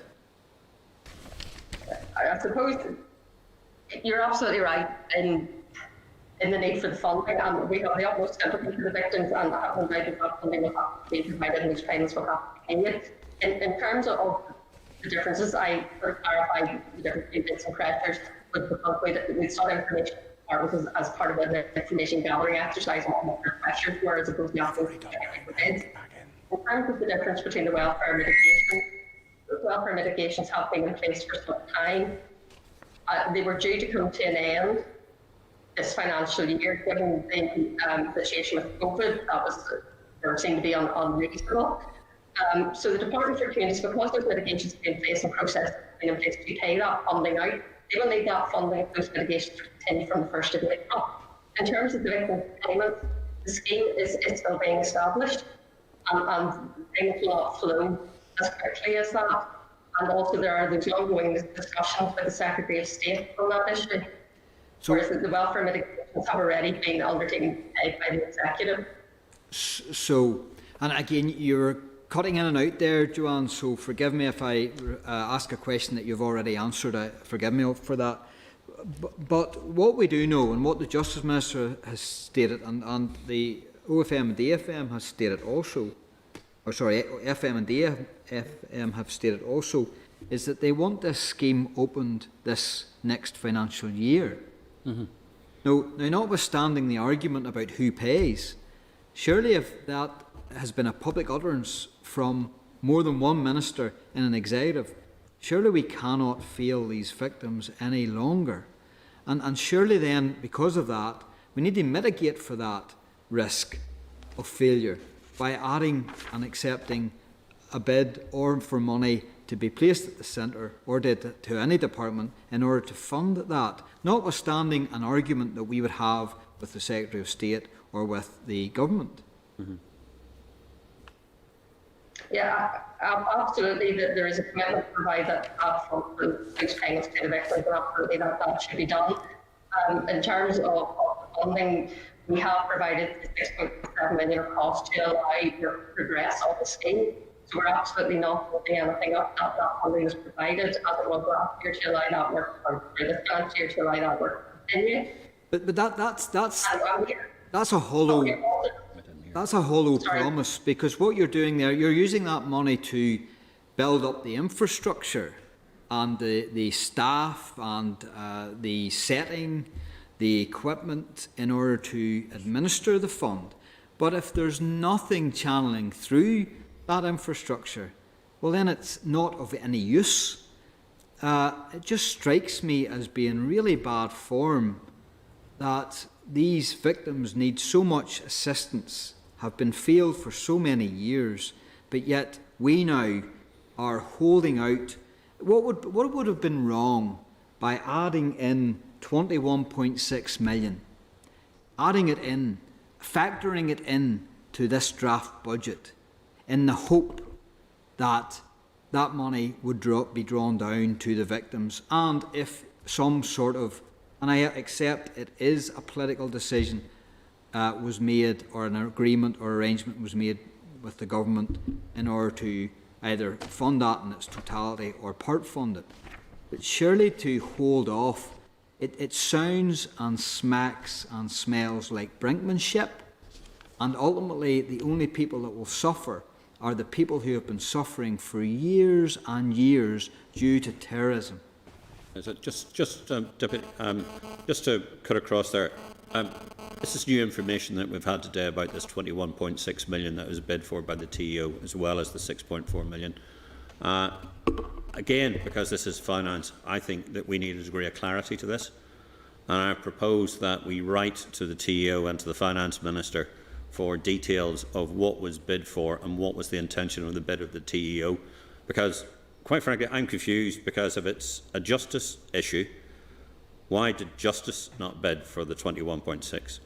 Why did the TEO bid for the 21.6 and the 6.4, and why had the bid been turned down? So I think as a committee I would like to see some clarity of that, if we are agreed.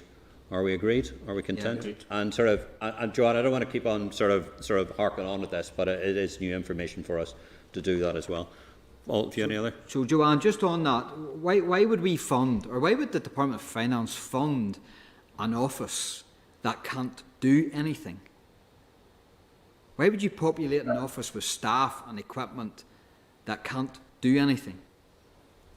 I don't think the intention is that the office can't do anything. I think the preparation costs were funded to allow that office to be set up to ensure that there's no delays.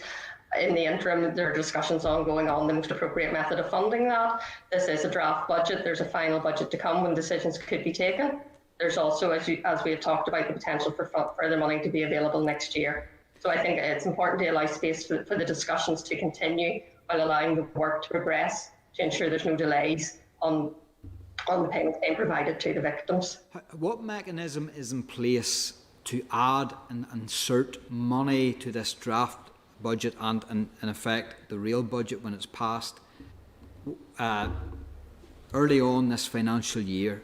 If that 6.4 million is spent effectively and efficiently, and there's an operation set up, an office, secretariat, whatever you call it, set up, which then can administer the pension scheme, and there would be some sort of agreement one way or the other that we would start paying out pensions, what mechanism is in place, other than monitoring round, I suspect, that could get money down quickly to ensure that those pensions go out as quickly as possible? Well, firstly, there is the final budget. We're in the draft budget, which is out for consultation. The executive will then make decisions on its final budget, so that will provide one opportunity to amend the draft budget allocations or whatever purpose the executive chooses. Then, as you rightly say, there are the monitoring rounds, In addition, as we've shown this year with our response to COVID, if there's a need for urgent funding to be provided, the executive can do so at any point in time. So who makes that decision? So you have a draft budget out to consultation, will be consulted upon also. It then goes, all the findings go back to the Department of Finance, who then adapts or changes or alters the draft budget. The executive as a whole makes decisions on its final budget as the executive on the whole agrees that the draft budget that's before you today.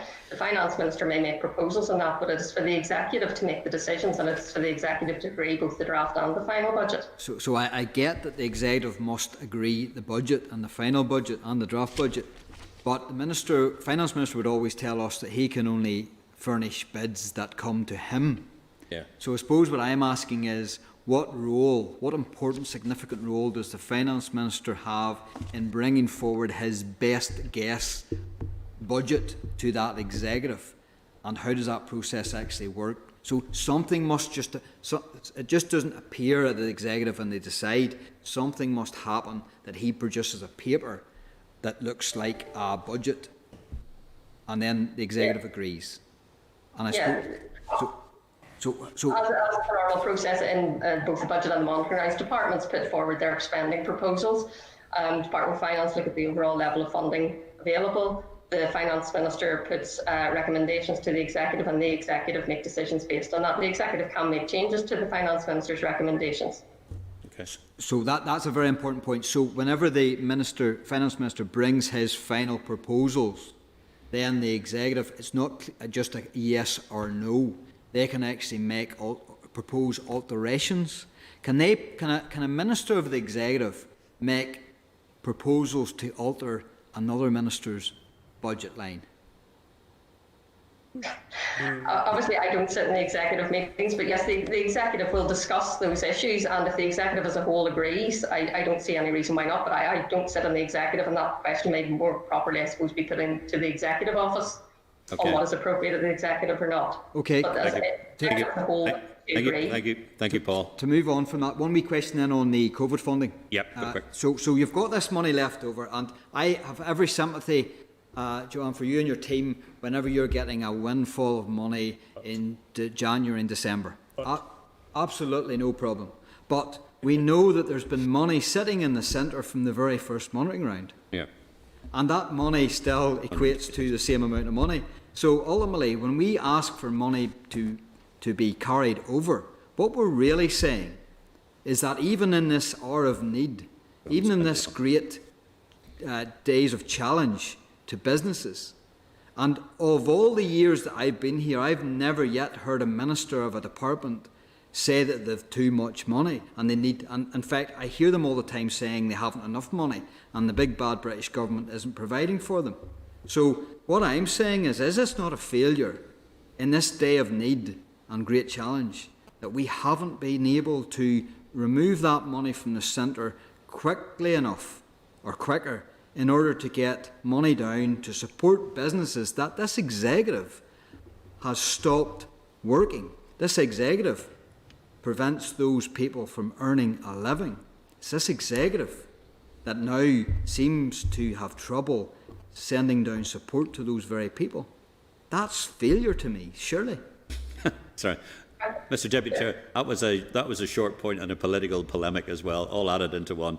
I give you latitude as my able deputy to do that, but that's an unfair question for Joanne to answer. Okay. Jim, you wanted a very short one? Well, there's no answer to that. No. Very quickly, I want to take you back to casement. We know that the cost of the casement project has gone through the roof, that there's several extra tens of millions required.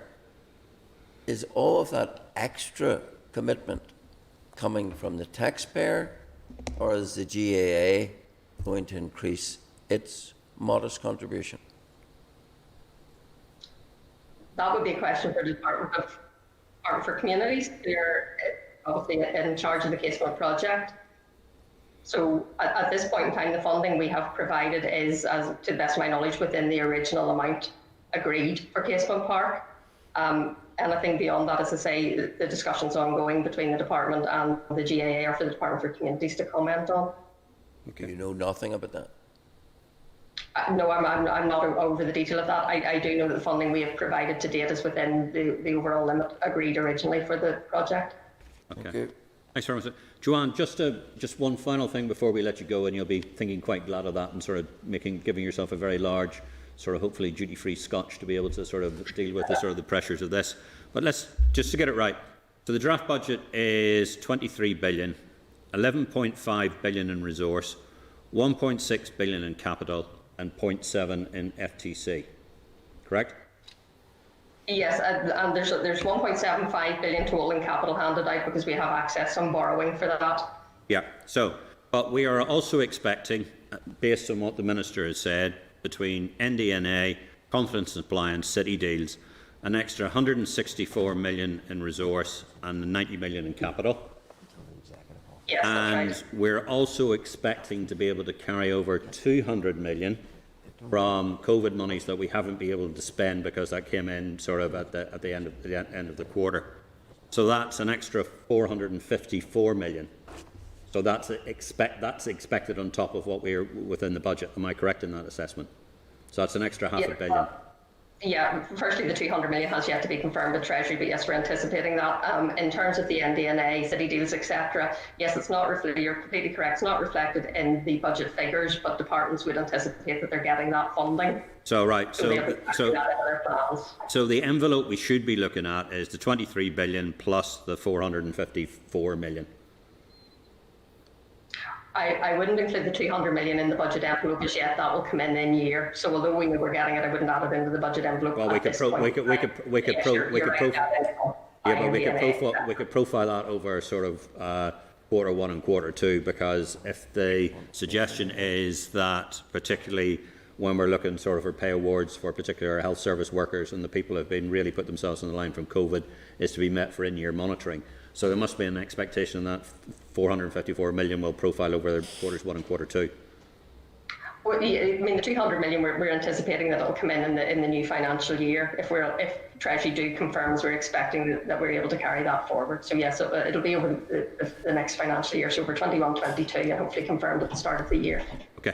And where does the 126 million that the Minister's talked about that he's keeping for extra COVID resource, where does that fit into all that?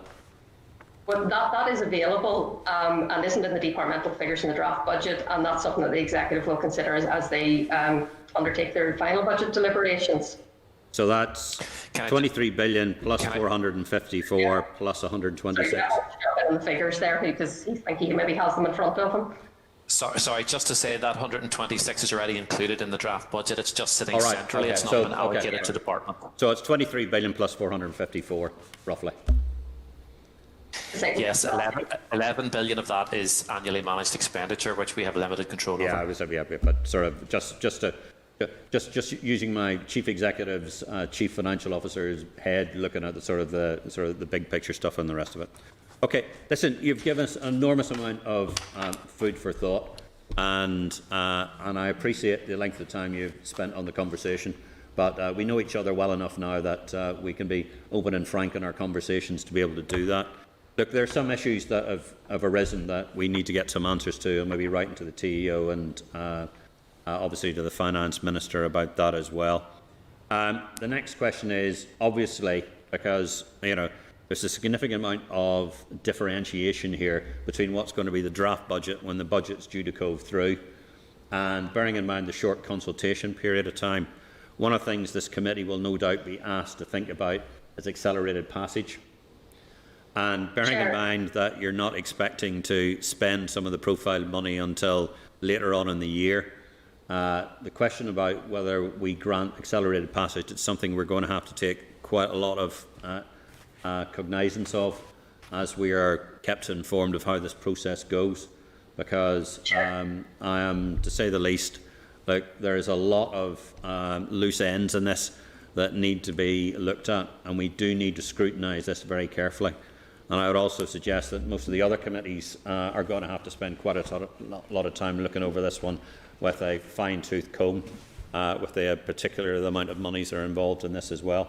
So I just wanted you to sort of raise that point with you, so there's no doubt about sort of particularly where my thinking is at the moment but we'll discuss it with the rest of the committee as we go through. But I just wanted you to have that one in the back of your thought processes, because the chances of us rubber stamping this and going through, and looking very closely at my sort of able deputy who sits there, sort of you can already see his brains clicking over.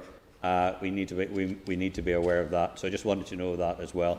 But finally, thank you very much indeed. Yeah, go ahead. Thanks, Joanne. Chair, could I just respond to that point? Sorry, on accelerated passage. Yeah.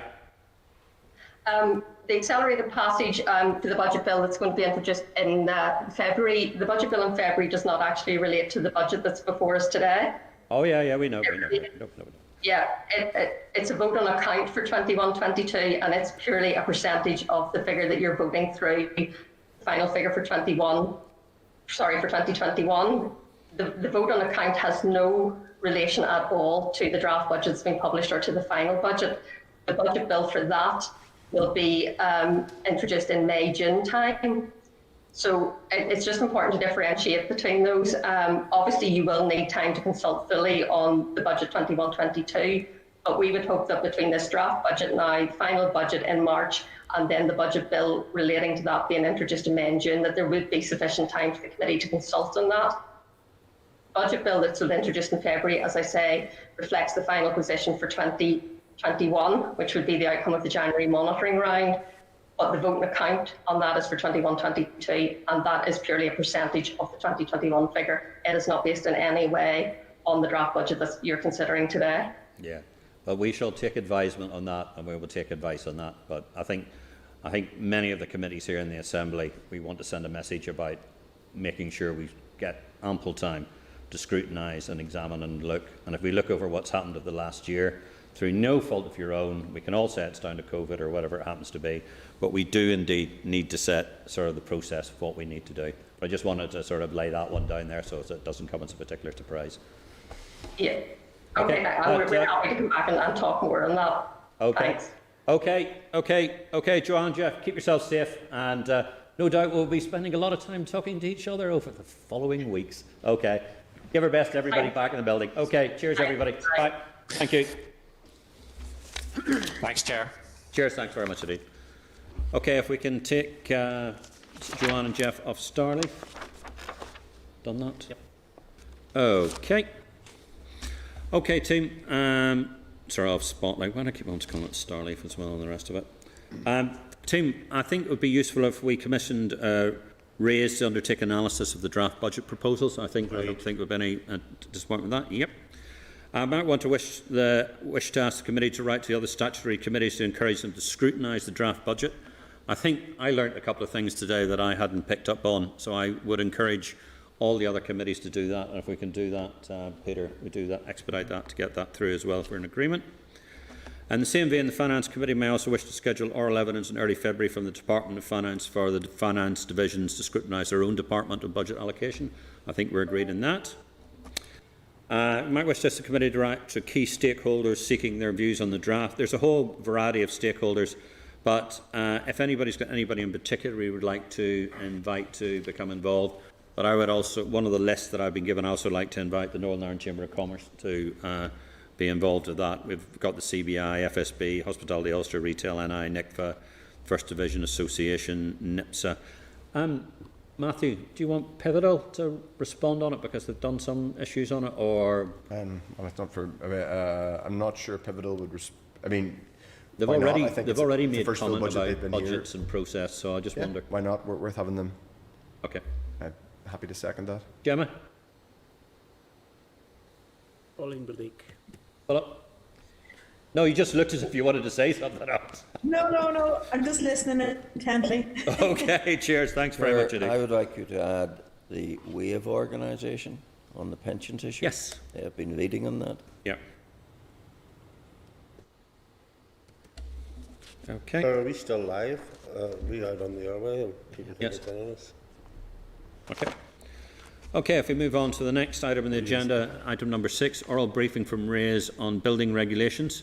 Is Dan there? Can Dan come in on Spotlight? Yes. Hi, Dan. Yeah. Good to see you again. If I haven't said it already, Happy New Year to you. Can you sort of, we're the briefing paper on combustible cladding materials at page 29. Dan, can you make your presentation, please? Thanks very much indeed. Yes, I certainly will. Thank you, Chair. Good afternoon, members. So I'm going to summarise for you this briefing paper, which seeks to compare the different ways in which England, Scotland and Wales have approached the issue of combustible cladding in high-rise buildings. Members will be able to find a copy of the paper on page 30 of the pack. Now, the first thing I should say is that, as members will no doubt appreciate, this is a highly technical issue, and the subject of fire safety is a broad and complex area. I'm certainly not, nor is anyone in the Research and Information Service, I think it's fair to say, an expert in these subjects. So while I've done my best to examine recent changes in legislation and guidance on combustible cladding, additional input will no doubt be required from the committee from expert witnesses, departmental officials and stakeholders in the field. So this paper seeks to provide a comparative overview of approaches taken to the banning of combustible material. Just a little bit of context, first of all. Members will be aware, of course, that a number of developments have occurred since the events at Grenfell Tower in June 2017, in which 72 people tragically lost their lives. The Phase 1 report from the Grenfell Tower inquiry found that the fire started on the 4th floor and rapidly spread throughout the building. The building was constructed of reinforced concrete with an external cladding system comprising insulation boards with aluminium composite material, or ACM, rain screen panels. The rain screen panels contain a polyethylene core, and polyethylene is a highly combustible substance. The material from which most of the insulation boards were made, polyisocyanurate foam, is also combustible. And the inquiry concluded that the main reason for the spread of the fire was the ACM cladding used on the exterior of the building and the insulation boards to which they adhered. Since the events at Grenfell Tower, the UK government and various of the devolved administrations have sought to change building regulations and associated guidance to ban the use of combustible materials in the cladding of high-rise buildings. But they have taken slightly different approaches.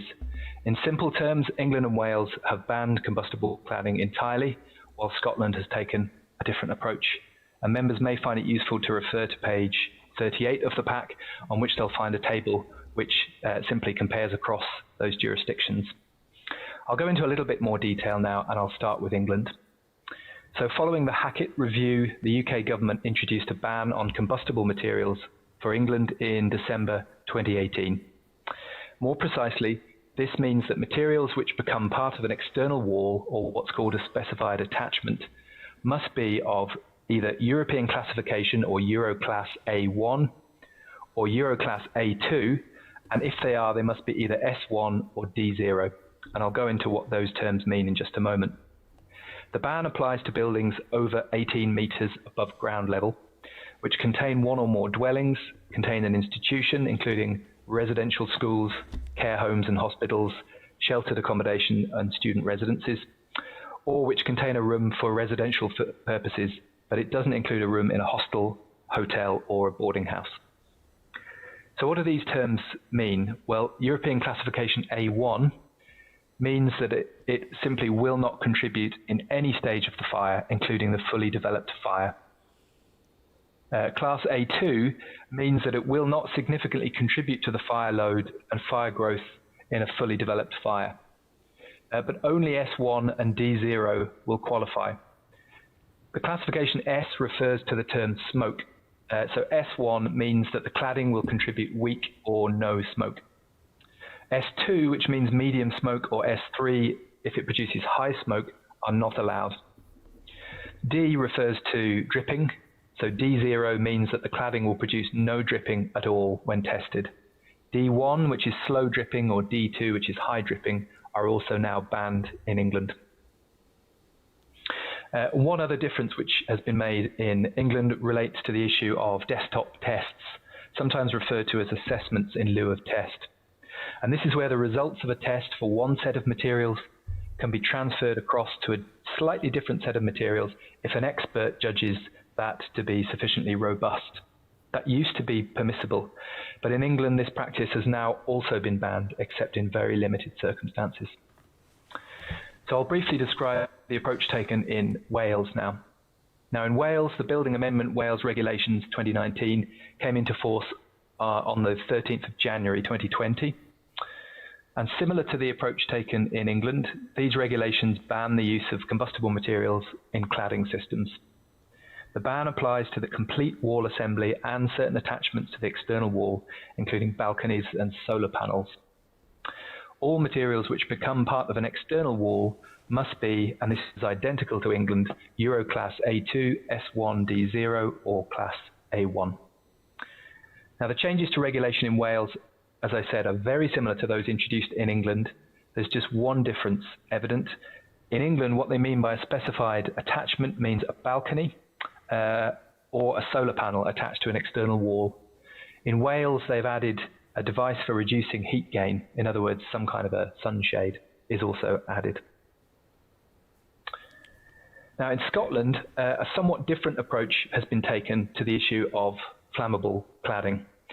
There is no outright ban on the use of combustible cladding in high-rise buildings.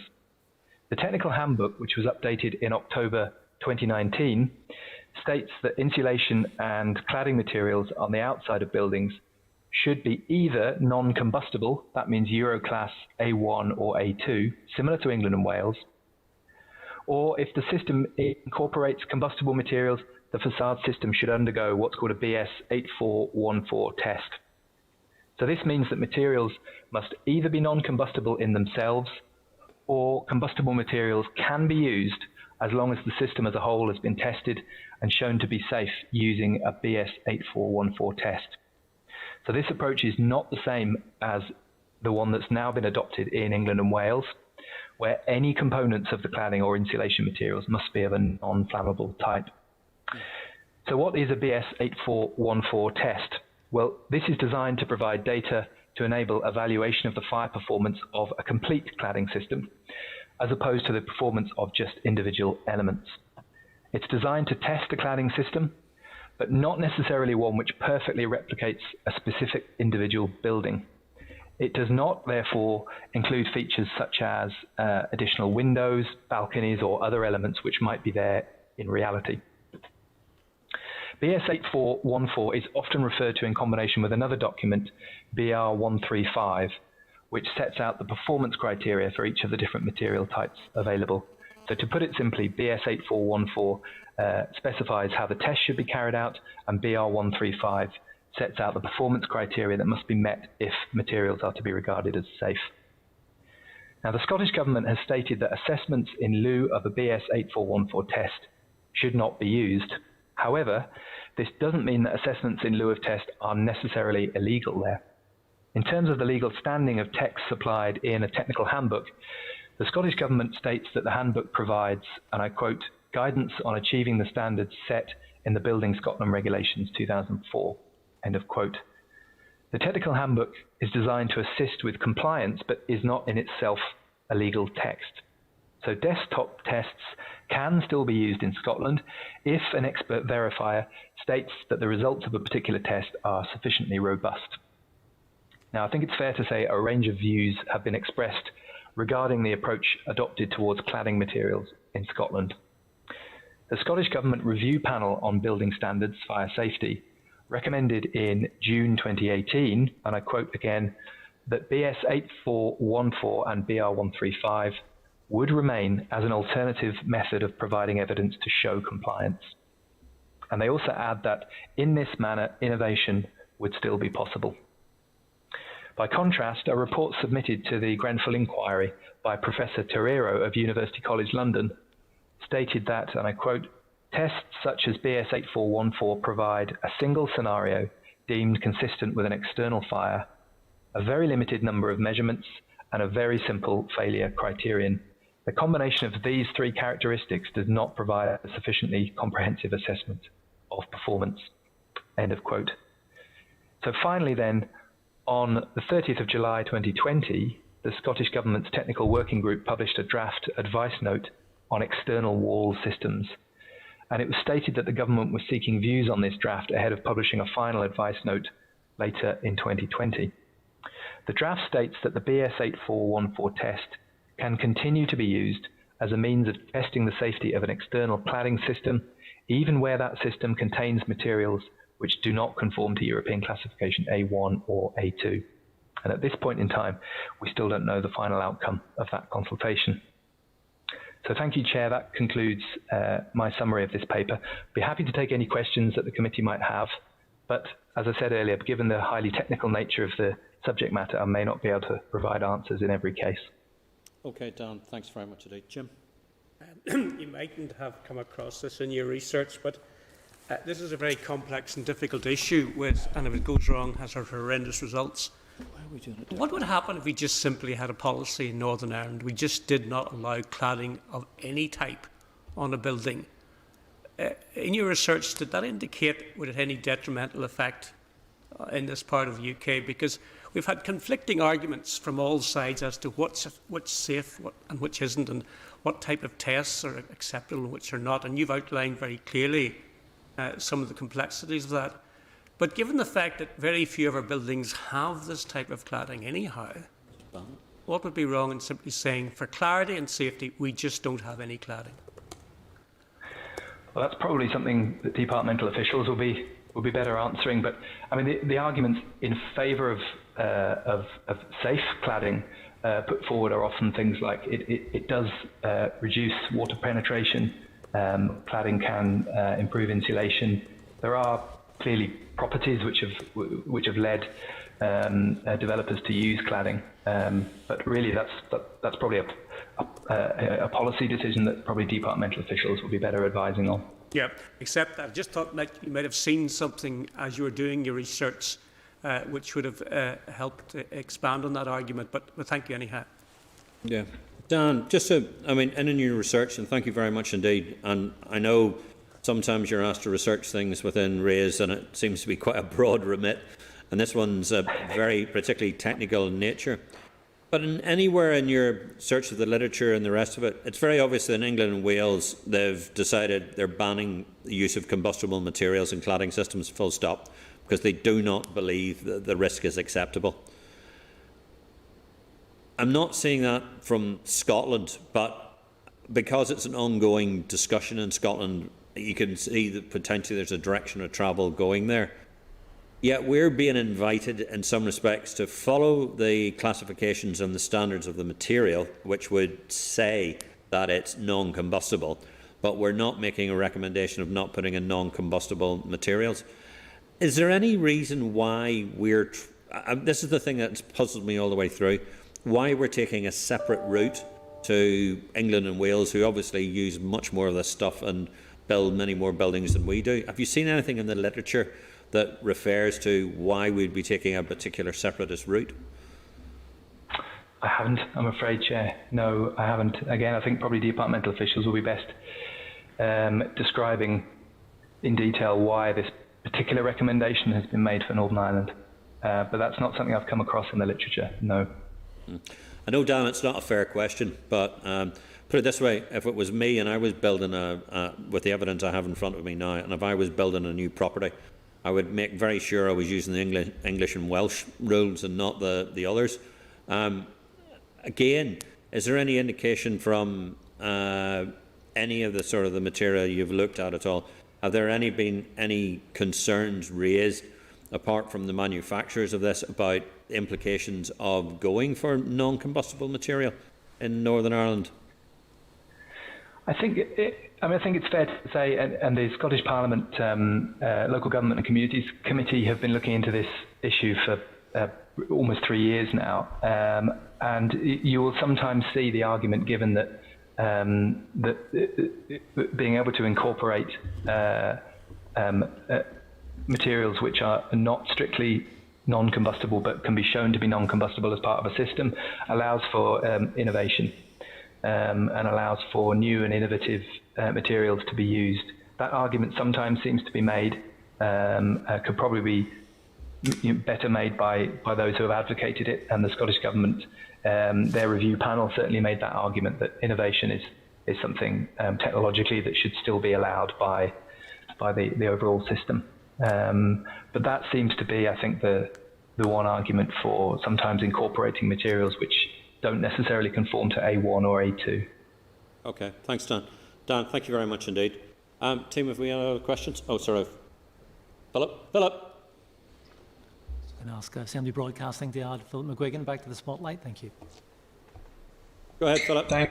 Thanks, Chair. Thanks, Dan. And this is probably our fault, Dan, in terms of asking for the research. But I mean, I think it would have been useful to have given us a fuller picture, maybe to have some comparison with the South as well, just given the crossover of the construction firms and the manufacturer across this island, and B, the prevalence of people and builders north travelling south and vice versa. So, I mean, I know it isn't included in your research, but perhaps you would have some knowledge of just exactly where the South sits with regard to these regulations.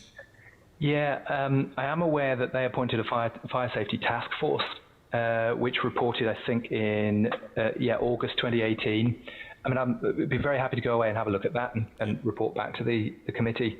As I recall, the focus of that task force, I think, was really on the condition of current buildings and the extent to which the cladding may need to be inspected, tested further, and some kind of redress put in place. I'm not aware that changes have been made to building regulations, but I'm happy to go away and check that and come back. Okay. I mean, through the chair, I mean, I think it might be worth just having a wee addendum to the paper that Dan has already produced. Yeah, Philip, I'm more than happy to do that. Memory serves me correct, there was an issue in Dublin with some buildings that had to be condemned due to cladding issues and fire safety issues. And I think there were parallels with potential discussions about what was going on with Grenfell as well. So I think with the committee's approval, looking around, I think we've got it. Yes, if we could ask you to do a bit of further research to look at how sort of building regulations. And I think, just to point you in the right direction, Dublin City Council were doing some particular work with the health and safety executive in the South as well. So maybe that would be a good place to start if you were content with that, Philip. Okay, thank you very much indeed. Thank you. Just want to remind members that we've got Bill Control Northern Ireland to brief the committee in early February. Thank you. If we can take Dan from Spotlight, if we've achieved that. Next item on the agenda is a Reyes brief on Freeport. Inform members that the following papers are relevant to the agenda item. Reyes paper, Freeport's Northern Ireland Protocol on page 43. Members, are we content to note the paper for now and reschedule the oral briefing for a later date? Just on that, one of the things that we have asked is some further information on what is meant by, the name has escaped me at the moment, must be a senior moment, state aid, and in particular on state aid rules, and I think that might be germane. How did you know that? Because we were talking about it earlier on. Because we were talking about it earlier on. So everything's pre-proofed in this one. So that, you know, I think one of the things that will come out in the discussions in Freeports is what's defined by state aid rules and how state aid rules are likely to move on to it. Thank you. Move on to agenda number item 8, the oral briefing from Solace, NI and NILGA on EU successor funding in Northern Ireland. Can I ask Assembly Broadcasting to bring on Martin, John and Lisa to Spotlight, please? Let me know when we're up and running. Martin, is that you? I'm here. Good afternoon. Can you hear me, Chair? Just about. Okay, let's see if we can that. Martin, very poor video. Dear. Anything else, Chair? Martin, is there any way you can turn the volume up? I apologise. We have been having a terrible day with IT here today. Okay, any better? Any better? Slightly better. We'll try and persevere. Lisa, can you hear us okay? Yes, I can. Can you hear me? Yes, we can. Thank you, Lisa. At least that bit works. John, are you there? Yes, I am indeed. Can you hear me okay? Excellent. Thank you very much indeed. Just to inform the members, Councillor Martin Kearney is the NILGA Vice President and Member for Mid-Ulster District Council. John Tully is Solace NI and Director of City and Organisational Strategy at Belfast City Council. And Lisa Kane is Head of Performance and Partnerships at NILGA. I just want to inform you the following papers are relevant for this agenda item. Clerk's note on EU funding on page 68. the ECOSEN paper on EU successor funding in Northern Ireland, position paper for Solace NI, is at page 71. Martin, could you speak first, and then can I ask John to come in afterwards? Thanks very much, Chair, and good afternoon, members. I am Martin Kearney, Vice President of NILGA, the Northern Ireland Local Government Association, which is representative body for councils, and as you said, I'm also a member of Mid-Ulster District Council. Firstly, can I thank you for the invitation to address your committee today. You've had a very busy day on the important matter of the replacement of EU funding. NILGA and Solace are firm partners, and we have jointly developed our submission paper as shared with the committee. You will have seen in the paper that councils have benefited significantly from EU funding. And if I may just divert for a moment to indicate and give you a few lines from my own council. If we consider the EU funding programme for 2016 to 2022, Mid-Ulster managed an RDP programme amounting to £10 million, an ERDF programme of £1 million, a PACE programme of £3.36 million, Connecting Pomeroy, which was a standalone £5.1 million programme, an ESF funding programme of £7.9 million. We catered for rural development, business growth and jobs, special support for SMEs, social inclusion, research and innovation and good governance. Members, that was a total investment of a staggering £27.36 million. So the RD programme, which I was personally involved with, comprised local councillors and social partners, all with experience and expertise in diverse aspects of rural development, and local delivery using local knowledge with robust monitoring and accountability. Members, the placement of this funding is vital, particularly in the context of economic recovery, and the joint paper sets out recommendations and principles for a new approach that moves away from the structural funding approach. Since 2015, the role and remit of councils has changed considerably. We are now responsible for local development planning and community planning functions, and we are leading the development and delivery of city and growth deals in Northern Ireland. I am associated with the MSW growth deal.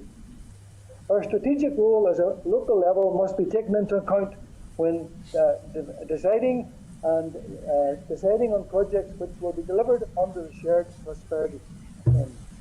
So, the Central Local Government Partnership Panel met earlier today and heard a call from all tiers of government, the private sector and the third sector to work together to ensure co-design of how the shared prosperity fund will be operated in Northern Ireland. At a meeting of the EU Transition Force earlier this month, the Minister, Robert Jenrick, announced the establishment of a UK task force involving the 4 LEAs. This morning we asked the Partnership Panel to establish a similar group in Northern Ireland. So by working together we can achieve better outcomes, maximise the impact of funding and ensure that we are all equipped to deal with the challenges ahead. Finally, members, I note that the Shared Prosperity Fund should be designed to unlock the potential and improve the connectivity and accessibility of Northern Ireland's rural areas, support rural businesses and close the gap between the income levels in rural and urban areas. Chair, if I may now, I will hand over to the Solace representative, John Tully, but I would add that my NILGA colleague, Lisa O'Kane, is available on the line to take some questions later as well. Thank you, and thank you for giving me this opportunity to speak. Thanks very much indeed. Okay, yes please, John. Okay, thank you, Chair. And just to echo Martin's thanks for the invitation to address the committee today on the Shared Prosperity Fund. I'd just like to start by outlining the importance of the current funding. If you look at the current programme period between 2014 and 2020, the ERDF and the ESF funding has amounted to over €492 million across Northern Ireland. And those funds have helped to target the areas or the issues of greatest need, and it's helped to address market failure and structural economic disparity across Northern Ireland. So there'll be some significant achievements with that funding, including 900 more Northern Ireland businesses are now engaged in R&D. There's been a 75% increase in the number of high-growth SMEs, and there's over 46,000 participants have been supported through the access to employment interventions, and over 30,000 apprentice NI participants have received the ESF funding support. And just to give a Belfast City Council perspective, Belfast City Council, through its local economic development unit, has supported ESF organisations by providing advice and support and match funding for specific projects. And some of the projects that we have supported have provided vocational training for people to enter the labour market. The Belfast Works project has targeted those furthest from the job market. There have been projects to help people with disabilities or health conditions to gain employment, and there have been projects to support people with learning difficulties and autism to get into jobs for the future. So Belfast City Council have seen firsthand the transformative work that's carried out by the organisations that deliver these projects into local communities, providing employment and skills for those in economic hardship and those who are removed from the labour market. So whilst those were really fantastic achievements, there are limitations with the current model, and those would include the role of councils, which is, in terms of designing the programme, it's very much as a consultee rather than a real partner and place shaper. The current EU programmes tend to focus on the delivery and the outputs rather than focusing on outcomes and addressing local issues. And the timescales for assessment and approval of the projects is problematic for applicants in Northern Ireland and can face significant delays when compared to other European jurisdictions. So turning attention to the successor funding, the scale of the EU successor funding is of critical importance to drive the increased productivity and address economic inactivity. And the budget allocation needs to match or exceed the current funding levels. The current funding allocations for Northern Ireland should be ring-fenced, and there should be no future cuts or diversions of fundings to other initiatives. And it's really important that the Shared Prosperity Fund must not be used to replace reducing budgets within government departments. So you will see from the Solace paper that as well as ensuring that the scale of the successor funding is at least the same as existing, that the way in which it's operated is also critically important. And the report outlines some suggested principles for the fund, which, to summarise, is firstly that there is a national framework that sets a high level of strategic direction and priorities. And alongside that, there's the ability to set regional and sub-regional priorities so that funds can be targeted to local needs. And we believe that this is best done through a collaborative approach. Partners that include councils, Invest NI, education, health, and the voluntary sector alongside industry. The principles also state that there should be clearly defined and measurable outcomes and impacts from the successor funds, which demonstrate meaningful progress, for example, towards employment. And funding should also be via a flexible pot that's based on identified need, taking a strategic approach and looking across all the funding sources. And the approach to the flexible pot needs to minimise bureaucracy and take a balanced approach to the scrutiny and oversight. And also the management and delivery should be devolved where possible. I think the 11 councils have demonstrated their ability to convene partners through the COVID recovery work that has been done, through the community partnerships and the city and growth deals, as Martin has outlined, and to work in partnership and develop those local priorities and drive that sustainable economic growth. So there's a strong track record of doing that work. The principles also talk about balancing the risk appetite with the opportunity for regulation, and the processes for management and appraisal being proportionate to the level of funding and not being overly bureaucratic. So, Chair, that's a quick summary of the principles, and it's just important to note that they should be applied collectively so that we achieve the best outcome from the successor funding. In terms of the priorities for Shared Prosperity Fund, the recent analysis from University of Ulster's Economic Policy Centre on the impacts, potential impacts from COVID-19 which suggests that productivity is down between 25 and 30%, that GDP reduced by 8.1%, that the economy will contract between 7 and 10%, and that over 200,000 jobs will be impacted. So it's important that the Shared Prosperity Fund is designed in the context of that recovery from the COVID pandemic, and is also flexible enough to adapt to new challenges which might arise globally. So with that in mind, the key areas that we believe that the fund should focus on are on skills and employability, particularly within that current economic context in terms of reskilling, upskilling and tackling long-term economic inactivity. Secondly, then on business growth, looking at business resilience, rebuilding businesses, supporting all stages of business growth pipeline and boosting those sectors that have future growth prospects. It also needs to look at innovation, looking at locally led innovation, digitisation of businesses and growing much more innovative businesses. It also needs to look at places in terms of levelling up and those local partnerships that can take a place-based approach through community planning partnerships in particular. And it also needs to look at infrastructure in terms of how the fund can complement the city and growth deals and the investments in digital transport, hospitality and in tourism.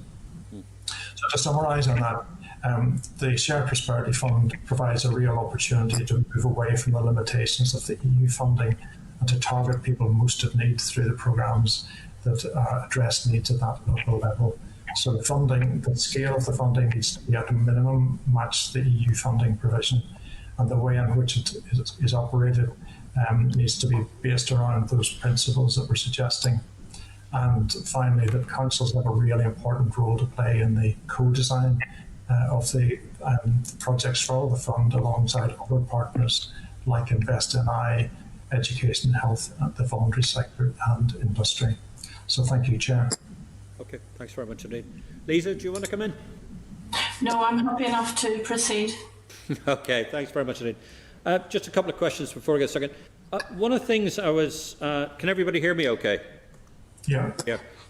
One of the things I was struck with by just looking at the paper is the seemingly imbalance of where the funds have ended up.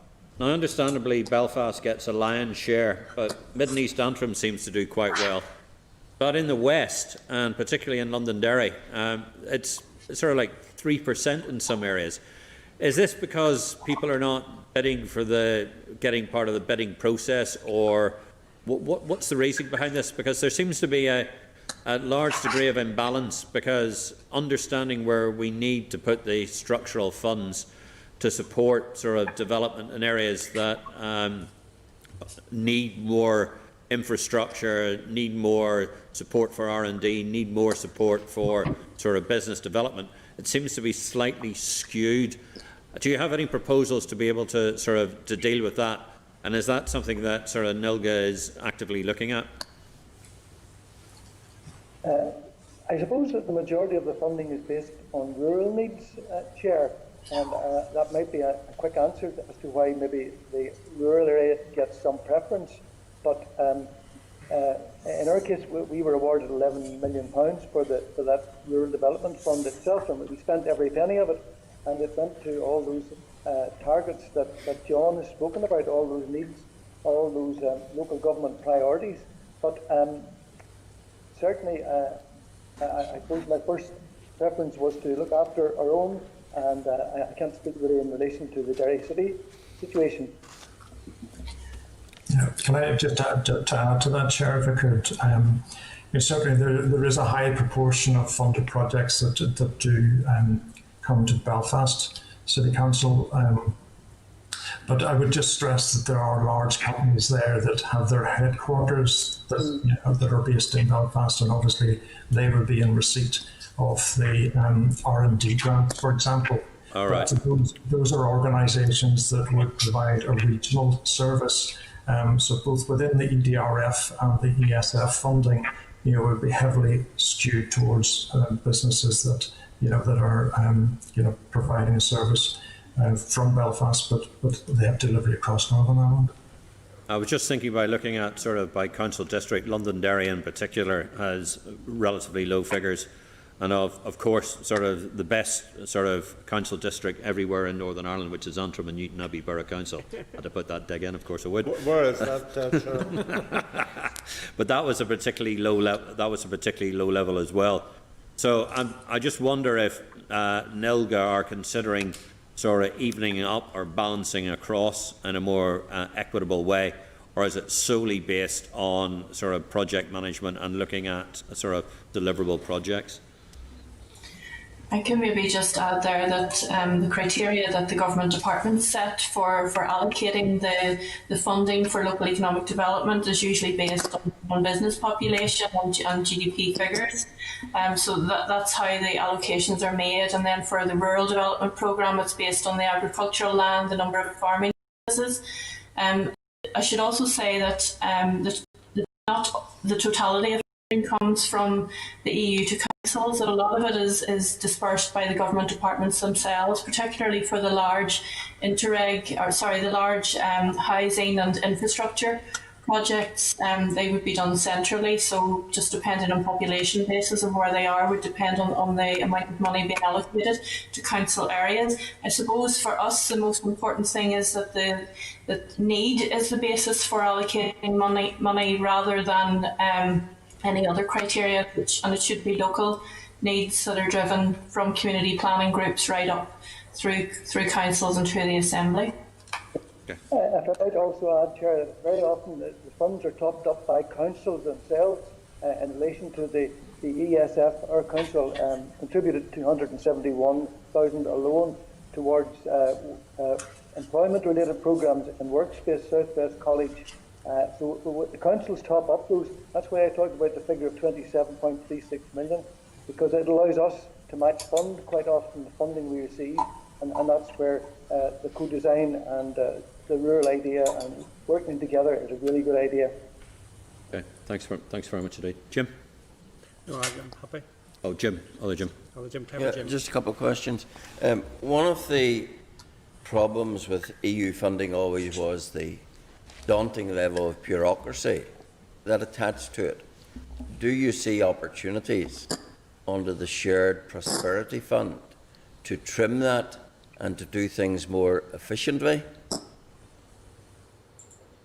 Yes, Jim, you're on the money, and you're absolutely right, because now that we've all been given powers of local development plans, community plans, and the city and growth plans, the administration of this funding should be developed by the Northern Ireland Assembly in conjunction with councils. This can be best achieved by, as we mentioned earlier, by the partnership panel which met this morning, the body that brings together central and local government. So local government has close links and sensitive issues between and within our local communities. As you said, in the past we were consultees in drawing up programmes, but now we have the ability to be partners and place shapers themselves. Yeah, and just to add to that as well, I think that there is a real opportunity in terms of the speed of the application process, optimising that. They also looking at the level of oversight throughout the project and focusing on the right things in terms of progress towards meaningful outcomes and addressing key issues. So I do think there's a real opportunity there to put something that is proportionate to the level of risk and the level of investment. And of course, under the Shared Prosperity Fund, there's no reason, is there, why a council could not continue to manage a fund or deliver a fund allocation? No, at the moment there is no reason why the councils couldn't do that. We heard this morning in the partnership panel that the Minister for Finance would be not very confident at this moment that there's going to be an allocation or a design possibility for the councils and the departments to work together to prescribe how the funding would be spent in Northern Ireland. That we are currently thinking that we'll have to liaise with Whitehall and MHCLG to do that, rather than it come to the department and then the two-way discussion between the department and the councils. Yes, but would you not be getting your allocations directly from the Shared Prosperity Fund? Is there any need for the middleman of the department? I suppose if we're trying to, both central and local government, we're both trying to deliver on the programme for government, it's best that we know what is needed regionally and locally here, and the two tiers of government can work closely together. However, I would say that there's no reason why the government department in England couldn't contract directly with councils, but I think in terms of good governance, it's best that the two tiers of government in Northern Ireland work together. Yes, but we don't want to replace the EU bureaucracy with extra tiers of bureaucracy here, do we? No, I think that the funds should be simple to manage, designed with minimal bureaucracy, clear timetables indicated, and speedier outcomes. Jim, that would be our wish. Yes, and the end of 200-page application forms, hopefully. Thank you. Chair, I have one other question for NILGA, but it's nothing to do with this subject, so I'll leave it if we have time at the end. Is it a good one? No, it's I just want some information. Okay, Matthew, and then I'll bring you back at that as well. Matthew? Thank you. Thanks everyone for coming. Could I just get, because I'm not sure we got it at the beginning there, or I may have missed it. Could I just get a figure on loss, where we are in terms of ER with ERDF and ESF funding that is that needs to be replaced? Ideally, I know because Northern Ireland obviously wasn't in the MFF up until 2027, but what would it have been? Do you have a rough sense of what it would have been? I think Matthew, you're referring perhaps to the recent press release that there is a regrettable that there's a loss of EU structural funds in Northern Ireland in 21-22. The figure of 45 to 69 million has been talked about. We understand this will mainly affect spend within the Department for the Economy and Invest NI, if that's the figure you're referring to. And this therefore will have implications for Northern Ireland PLC itself and the wider economy. But at this point we've been given no indication that there will be an impact on council projects. We expect that all of the council managed local development plan projects will continue to run next year and up to December 2022, as they are funded from the existing ERDF programme itself. For example, one of the flagship programmes, Go For It, with a joint programme across all 11 councils, has already secured funding for the next 2 years via ERDF. But did you hear that? Sort of. Yeah, thanks, Martin. Did you? But there's no guarantee about the level of. There's very little guarantee about the level of the SPF beyond that. It's not. They haven't guaranteed to match what the ERDF or the ESF would have been. Can I maybe come in on that? The current the UK government has said that from 2022 onwards there'd be approximately 1.5 billion for the Shared Prosperity Fund per year. We would sort of question how they got to that figure, because if it includes ERDF, ESF, the leader element of the Agriculture Fund and the Youth Employment Initiative, we and other LGAs would contest that the actual figure should be 2.36 billion per year. So your view is that the current position of the UK government is that they will be providing less funding than you would have received under. There might be a shortfall of 860 million, Matthew. There might be a shortfall of 860 million according to Lisa's statistics there. Okay. Fine. And specifically on the question that was just raised about. Sorry, excuse me a second, Matthew. Did you get that? I'm sorry, I didn't. I didn't get all of that, Martin. So it might be if we maybe follow up with if we can follow up with a couple of written bits of correspondence afterwards. But just whoever, whether it's Martin or Lisa or John, and maybe Lisa actually, because she answered about MHCLG before. MHCLG is the current lead department on the Shared Prosperity Fund, but it obviously has no. At the minute, it has no VIRES in Northern Ireland. No, it doesn't, and it is currently the lead. We're invited as part of an LGA task force on Brexit and then transition issues to meet with the Minister. At the moment, it's every month, and we've been invited further onto a task force to look at the rollout of the Shared Prosperity Fund across the UK. We're waiting for further details on that, and I understand that territorial offices will also be invited. We're not at this point sure what the role of the departments will be, which is worrying. Yeah, but at the minute it's a department, which is MHCLG, which is not, it's a UK government department, but it's in effect an England only department, because it covers matters which are, all of the matters it covers, i.e. housing, local government, are devolved to Scotland, Wales and Northern Ireland. Okay, that's fine. Okay. Pat? Thanks very much. Thanks very much for coming in. Hello, Martin. Going back to our old council days, I was speaking to Pat last night and he told me to ask you a couple of hard questions. Patsy McGlone, so give you a bit of a tough time on it. Listen, I was wondering if there is the complete of the loss of EU funding streams, do you think this will affect our councils? Well, as John has already alluded to. I was going to ask John that, Martin. I was going to ask that to John. I have a wee question for yourself afterwards. I was looking John to answer that one for me, Martin. Okay, thanks, Pat. Yeah, and certainly, if we're seeing, I suppose, just to stress again that it's not clear at this stage what the impact of any funding cuts would be for each individual council at this stage, but certainly the successor fund needs to be at least the same amount as what the current funding provision is.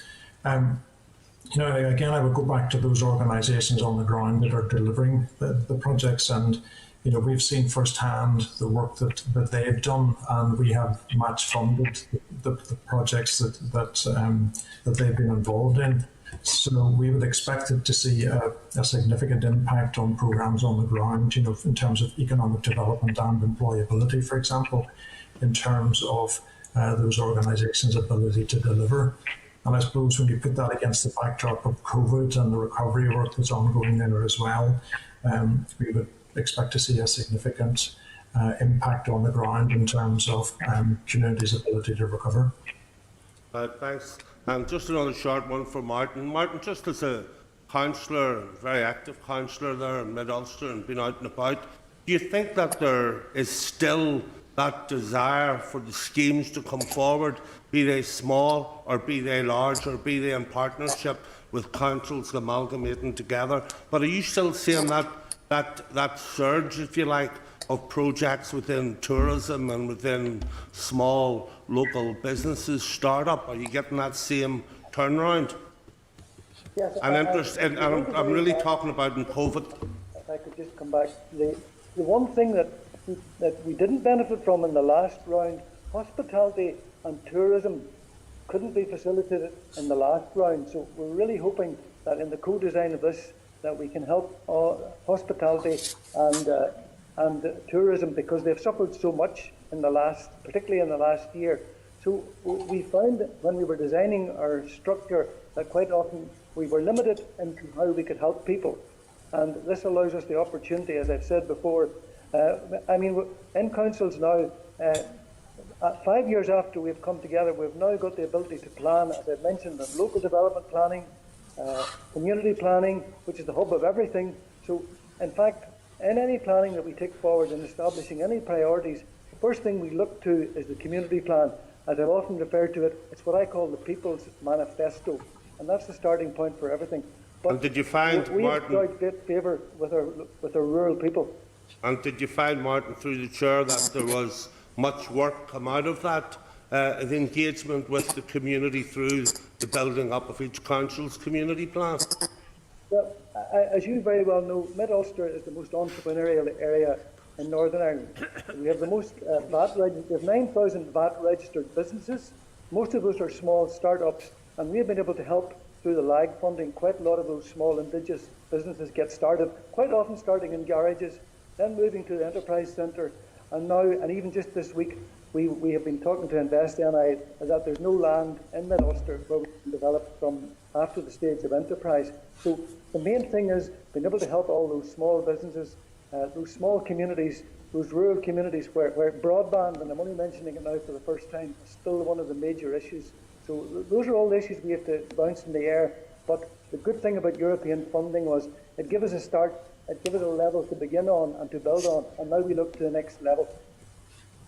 You know, Chair, just on the back of that, and we in the Finance Committee should be, and I've spoke of it before, of the great potential we have within Northern Ireland to build up our tourism product. And as we come out of this COVID and what lies ahead, I mean, any money invested in that would be money well spent.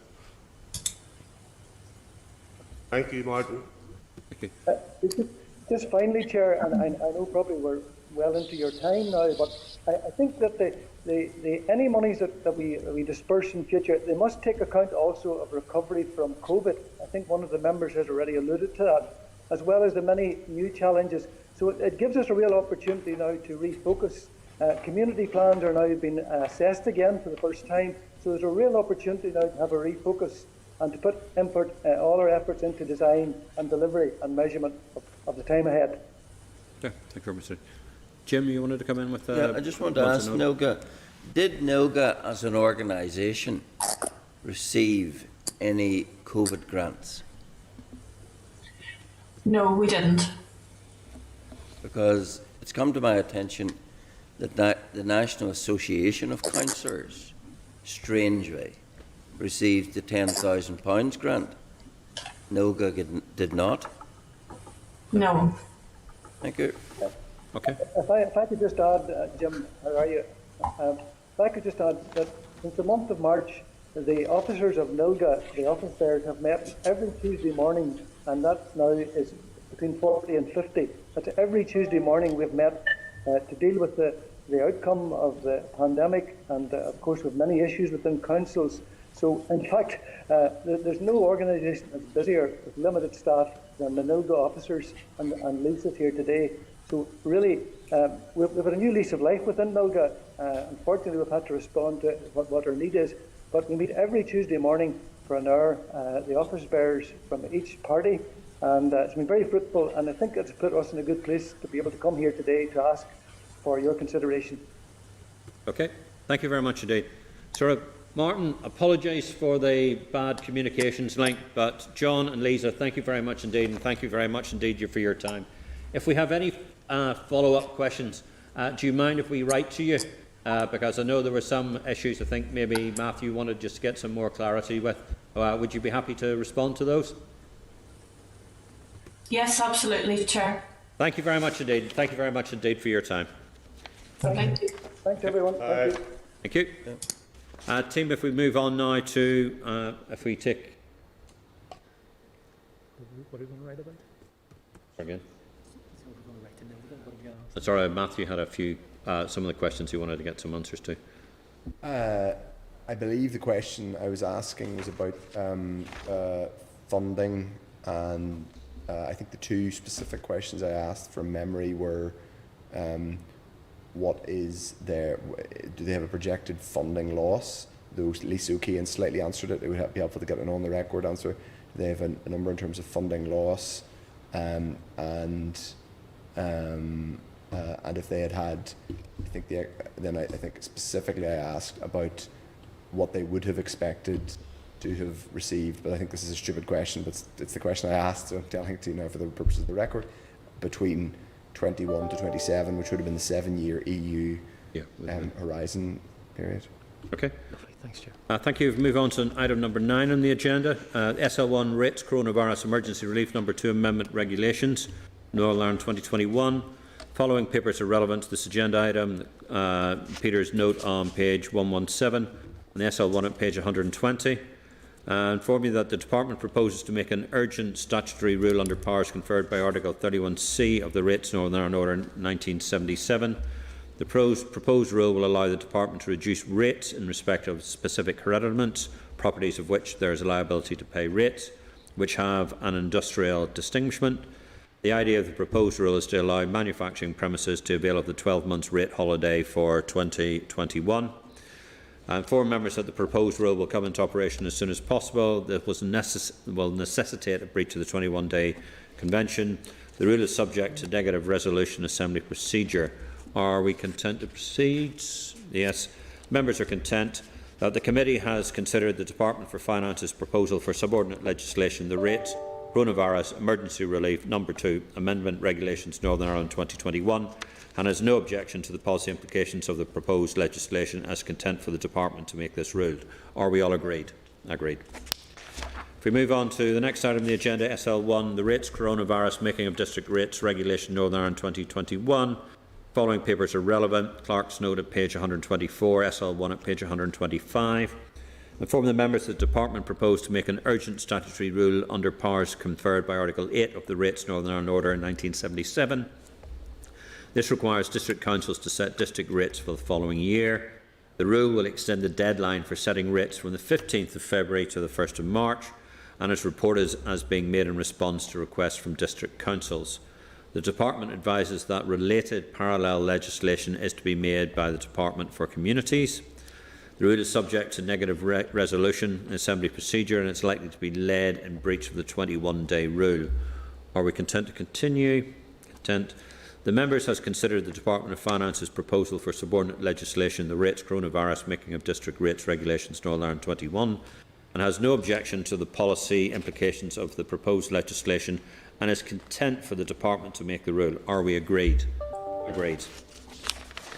Moving on to the next item on the agenda, SL1, the Superannuation Commissioner for Survivors of Institutional Childhood Abuse Order, Northern Ireland 2021. The following papers are relevant to this agenda item, page 129, page 130. And this is to deal with the pension for the Commissioner, isn't it, yes, Peter? That's it. That the Department proposes to make a statutory rule under the powers conferred by the Superannuation Northern Ireland Order 1972.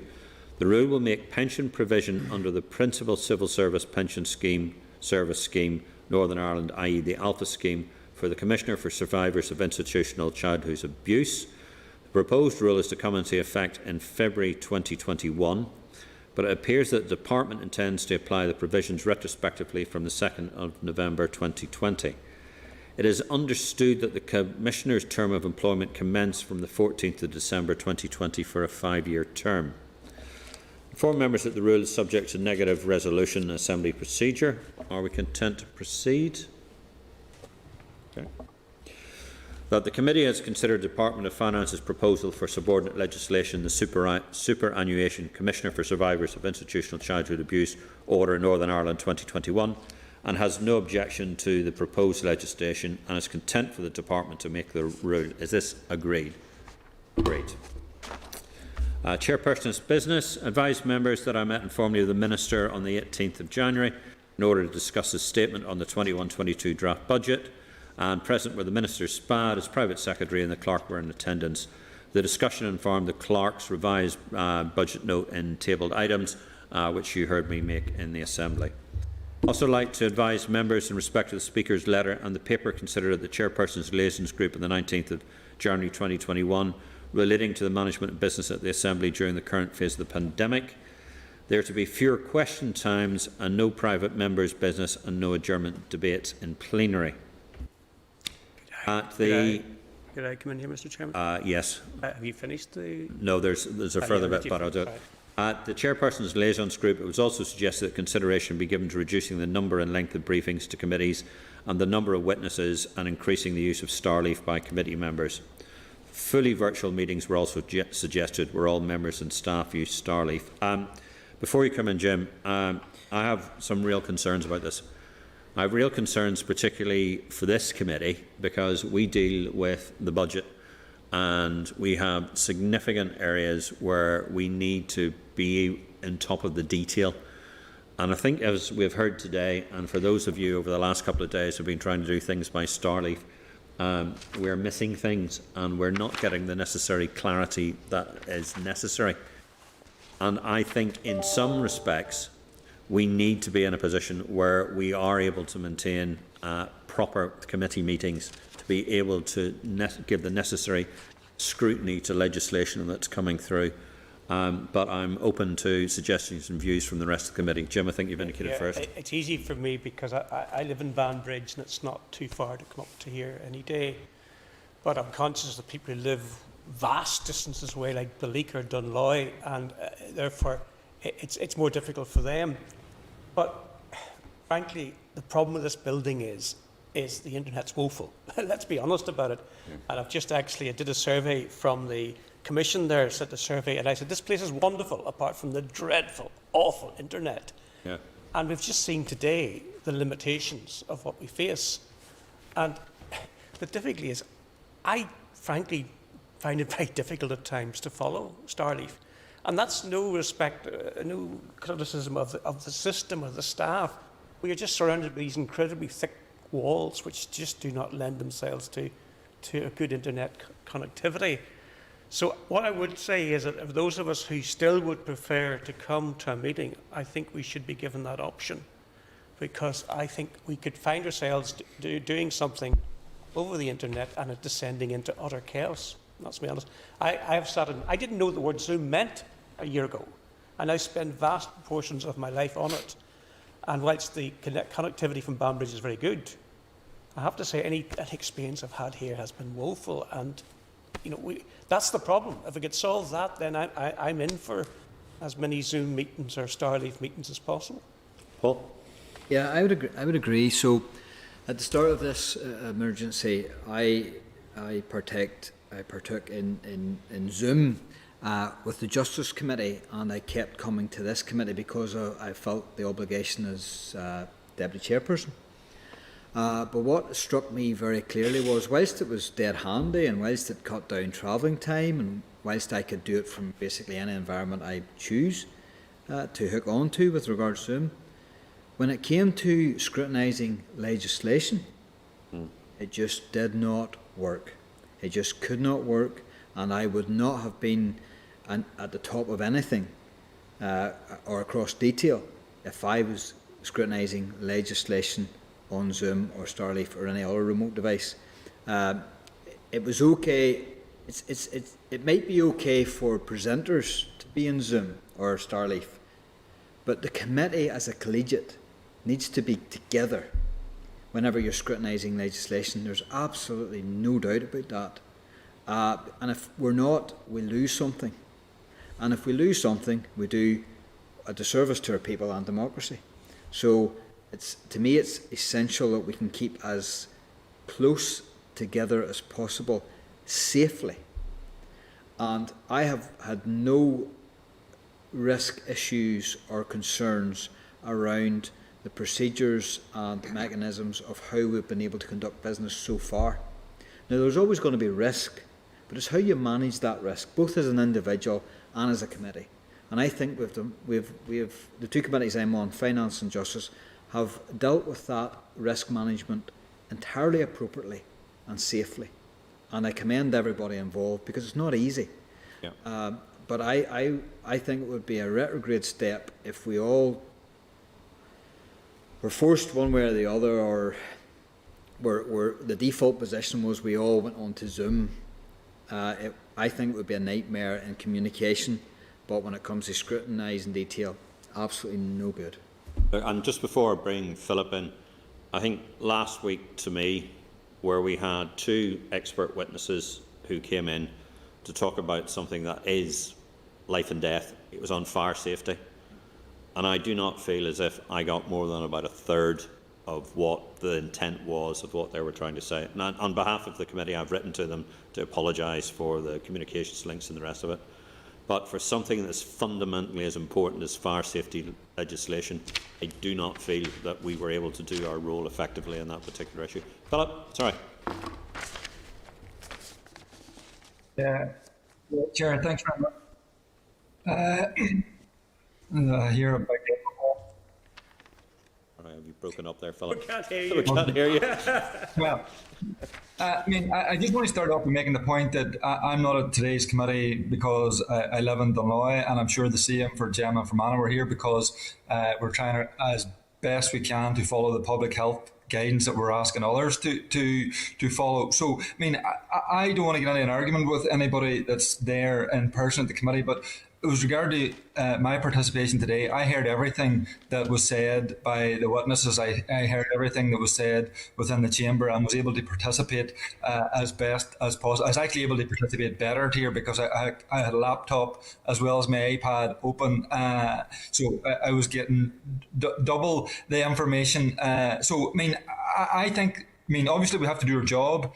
And obviously internet connection plays an important part in that. We're asking others out there within society to stay at home unless absolutely necessary, to work at home when they can. I think MLAs who are setting that guidance need to be shown leadership. So, I also think that we shouldn't be putting others, I'm thinking not only about ourselves as legislators, but, the more we are in Stormont and Parliament buildings, the more we're asking staff to come to Parliament buildings as well. So I'm going to disagree with everybody that spoke prior to this and say that we should be showing leadership and we should be, as best as possible, working from home. And as I say, I didn't feel any less impacted today by participating through Spotlight or Starlight. Okay, thanks, Philip. Any other comments? Matt?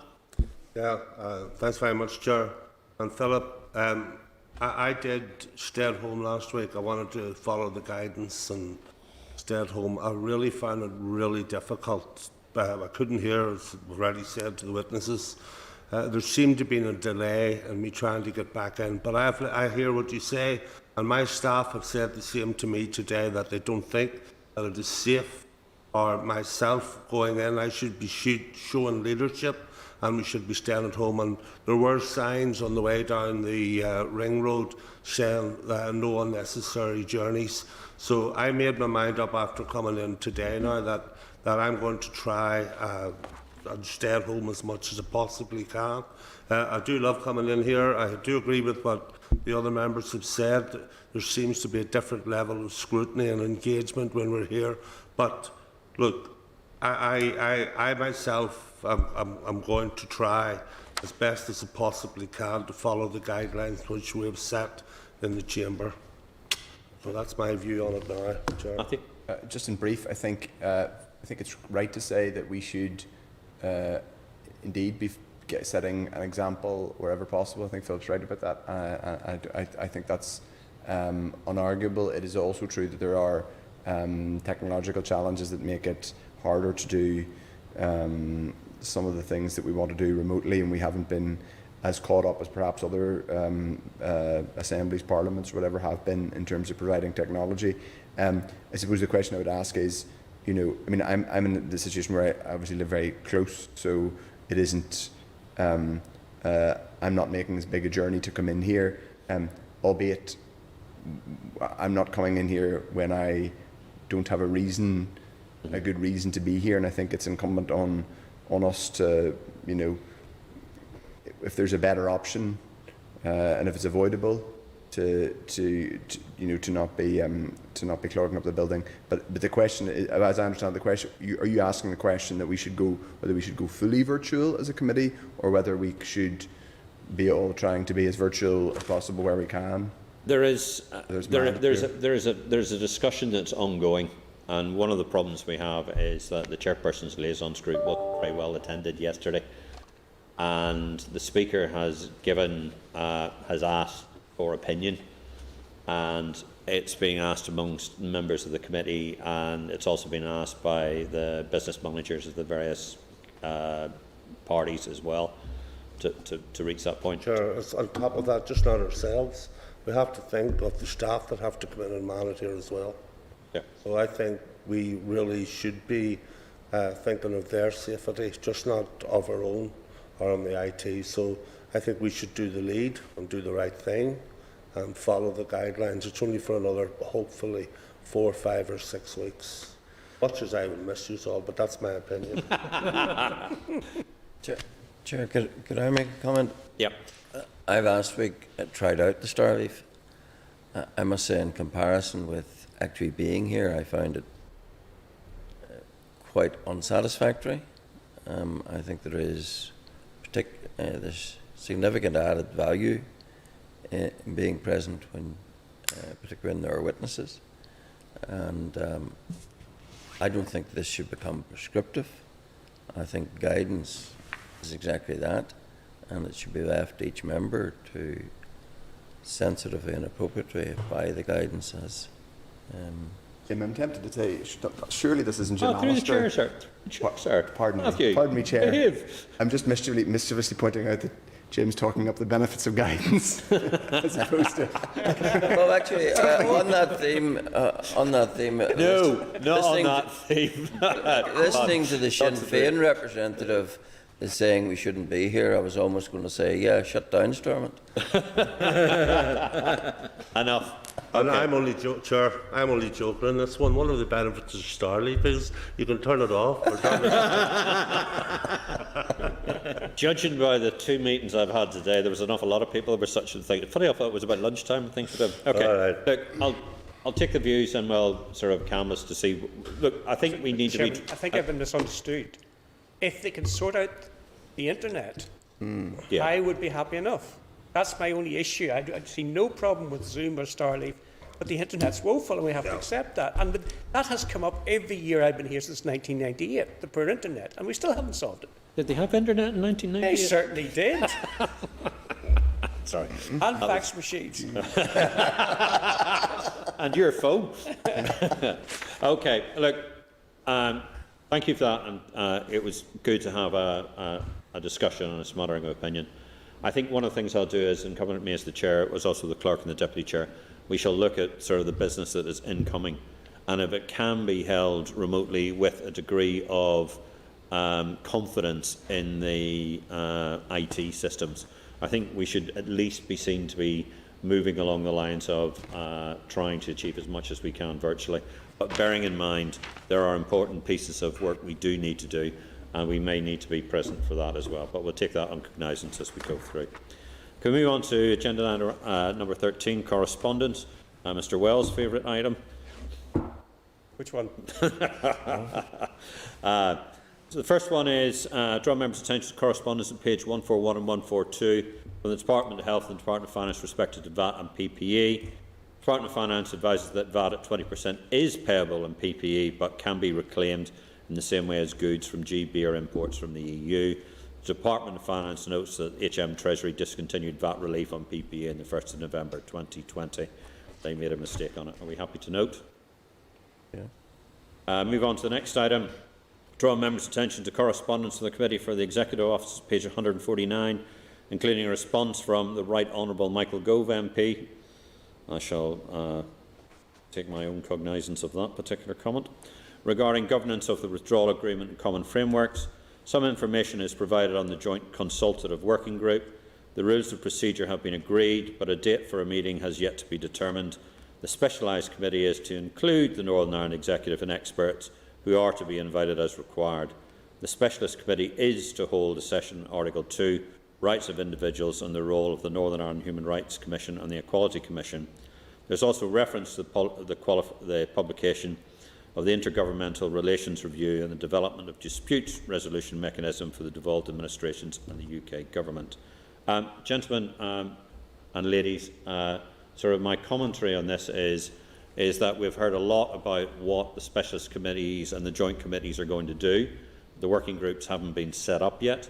We understand there's only terms of reference currently out there at the moment that has been raised for the joint committee, but we haven't seen those.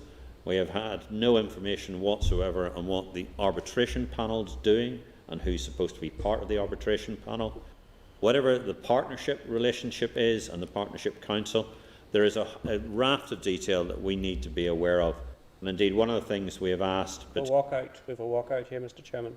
Oh, no, it's he's probably going to get himself a cup of coffee. Oh, he's back again. He's back again. He heard me. So I think what I would like to do is to write to the Committee for the Executive Office to ask them for if they could give us a more or ask if we can get a more detailed explanation of how the various structures are being set up, who's being part of them, and what their terms of reference are, and how they interrelate to the Northern Ireland Assembly and the Northern Ireland Executive. Just for note of clarification, I have written to the Attorney General separately, trying to get to the bottom of who has primacy of legislation, what is the role of the European Court of Justice, and also to work out sort of the framework diagram and the wiring diagram between the various committees and how those interrelate to both the British government, to the EU and to the Northern Ireland Assembly. But I think that might be useful when it comes for us to try and work out things like how we're going to look at state aid rules and other issues as they come forward. Look, I'm a geek in this stuff, and I've been immersed in this for the last 3 years, and I've lost track on who's doing what, where and where. No. But I think that was useful. If I may, Chair, I agree. I think it's really important that we get clarity on how these governance structures are going to work. So I agree with that, and I think it would be helpful. I mean, it would be helpful if the Executive Office could give us some of that, obviously as the lead department, in terms of engaging with the Joint Committee in general, but also the Cabinet Office, the Chancellor, the Duchy of Lancaster. I think it's them. I mean, it's a matter for the Executive Office Committee, but that might be something you want to mention there in your letter back, that you want that the committee could be pressing TO for some of those details. I think it would also be useful if we asked the TEO and to join with us jointly to ask Reyes to maybe do some research, or maybe commission Professor Katie Hayward and David Finnemore, who seem to be the two people who are over the sort of the detail of the wiring diagram of this, whether they could produce a short report on how the structure works. I mean, there's no, it's just a question for us to try and understand sort of the framework that we're dealing with, because quite frankly, I'm getting lost in the wilderness of who's doing what, when and where, and I think it would be useful for all of us, particularly when we're trying to deal with future things along funding lines and issues with that and the rest of it, if we understood that. Okay. Next item on the agenda is the Criminal Justice Committal Reform Bill. I draw members' attention to the Finance Minister's response at page 163 to the Committee of Justice regarding the Criminal Justice Committal Reform Bill. He indicates that a business case has not been finalised in respect to the rebalancing of lower and higher court work, and thus the associated financial risk has not been quantified. Jim, do you want to say anything about that? No. Okay. Happy to know. Role and remit of independent financial institutions. Draw members' attention to the response from the Welsh Parliament Finance Committee on page 165, indicating that the Government of Wales contracted with Bangor University and subsequently the Office of Budget Responsibility in respect of financial monitoring of government expenditure. That committee has reserved its views on the arrangements with the OBR. A few comments. I noticed when the Minister was making his comments about the budget, we have still yet to hear about the Fiscal Council and the role of the Fiscal Council, that, bearing in mind the briefing we've had today on the budget and on the 485 million that seems to be being looked as a forward spend but hasn't actually been committed to yet. And I think not having a Fiscal Council in place at the moment is probably detrimental to the effective and open and transparent running of our budget process. I just wanted to make that point. I think I've made that point every time I've met the Finance Minister, so I'm not quite sure what point there will be of writing to him yet again, but I just want to put that on record that we continue to raise this question, and I do believe that we're well overdue to have the Fiscal Council in place. But I would like you to note Reyes' information from the Welsh and their role in that as well. Chair, just on that point, because I think there still has to be a debate had as to what a Fiscal Council should look like and its operandi. And that's still a very important debate to have. Just because something's in a document that's maybe well be an agreement, it's what that looks like in practice that's the important bit. Fiscal Council, what does it look like and what should it actually do with regards to remit? So I'm there. We need to have that discussion. The other thing a committee would wish to note, of course, is that the Procurement Board has sat and is sitting again. And one of the things that we would have thought we would have liked to have had would be, I think we have asked for the terms of reference from the Procurement Board, which we haven't seen. And it would be useful if we had a briefing on the Procurement Board fairly soon, because if the Procurement Board is dealing with some substantial areas of cross-governmental procurement, and we're looking potentially at £200 million worth of RRI, being put into the process, and looking at other procurement issues as well. I think we should be trying to get some information on the procurement board fairly shortly, and I would propose we look to put that in the forward work programme if we are agreed. Agreed. Move on to the next function of government miscellaneous provisions bill. Thank you everybody for yesterday. Draw members' attention to the list to the amendments to the bill provided by the Department of Finance on page 167, and remind members that I spoke on behalf of the committee at the further consideration stage yesterday, and the final stage is still scheduled for the 2nd of February. So. Jim, does that concur what you think? Okay. Members, do we have any comments? Okay, happy to note. Move on to correspondence from the Committee for the Economy. Seek agreement to note 3 items of correspondence on page 177 from the Committee for Economy regarding difficulties applying for the COVID Business Support Scheme, criticising the voucher scheme and highlighting that bars and membership clubs have not been eligible for localised restrictions to support scheme funding. For matter of information, I had a discussion with the Chair of the Economy Committee, Eva and I, to ask the questions about, because I couldn't really get my head around how £95 million was going to be moved from the voucher scheme, and obviously the Economy Committee have similar concerns. I think we should be keeping a watching brief and asking the Economy Committee to keep us informed of any detail on the voucher scheme and how it's being accounted for.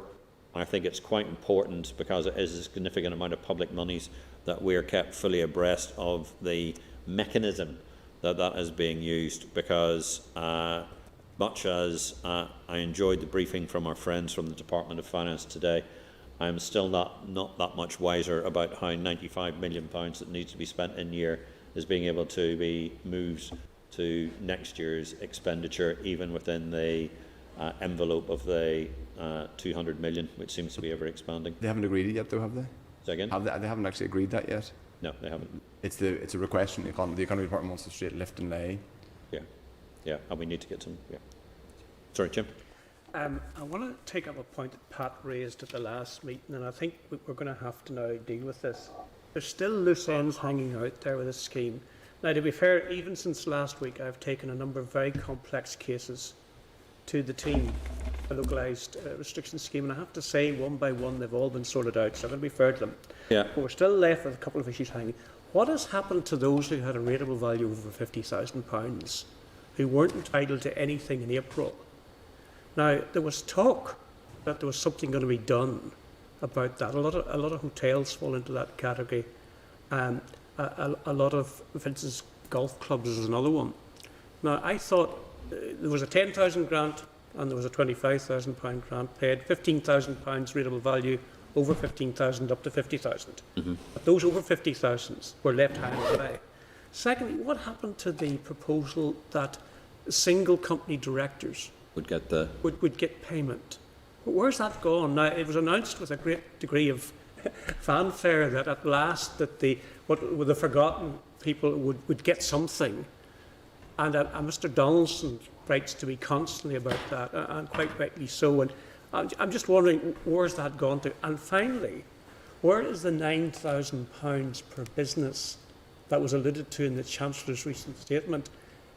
And I just think, subject to members' agreement, it might be worth writing to the department at this stage just to tie down those loose ends, because lots of people have been well looked after, but there's still those folk who are left high and dry. Just before you come in, Pat, I think we should write both the Department of Finance and the Department of Economy jointly. There's overlap there. Because there is overlap. Because remember, we were due to get a copy of the Memorandum of Understanding between LPS and the Department of Economy, and how the transfer of funds and how payments were to be made. And we don't think we've seen that. But I think if we are content that we write both to the Department of Finance and the Department of Economy on that particular question. Matthew? Sorry, and then I agree. Well, I agree. I was basically going to say the same thing. And I think, because Jim's right, I think we should be clear when we write to them about what we're asking, so that we don't give them, not to be, I'm not imputing their motives, but we should ask for a specific table a table laying out each business support scheme which has been announced, how much, because this is both finance, it's an economy policy question for the Committee of Economy, and it's a finance committee matter in terms of, scrutinising, because this has been such a core part of public spending over the past year, basically asking for how much money has been dispersed under each scheme, and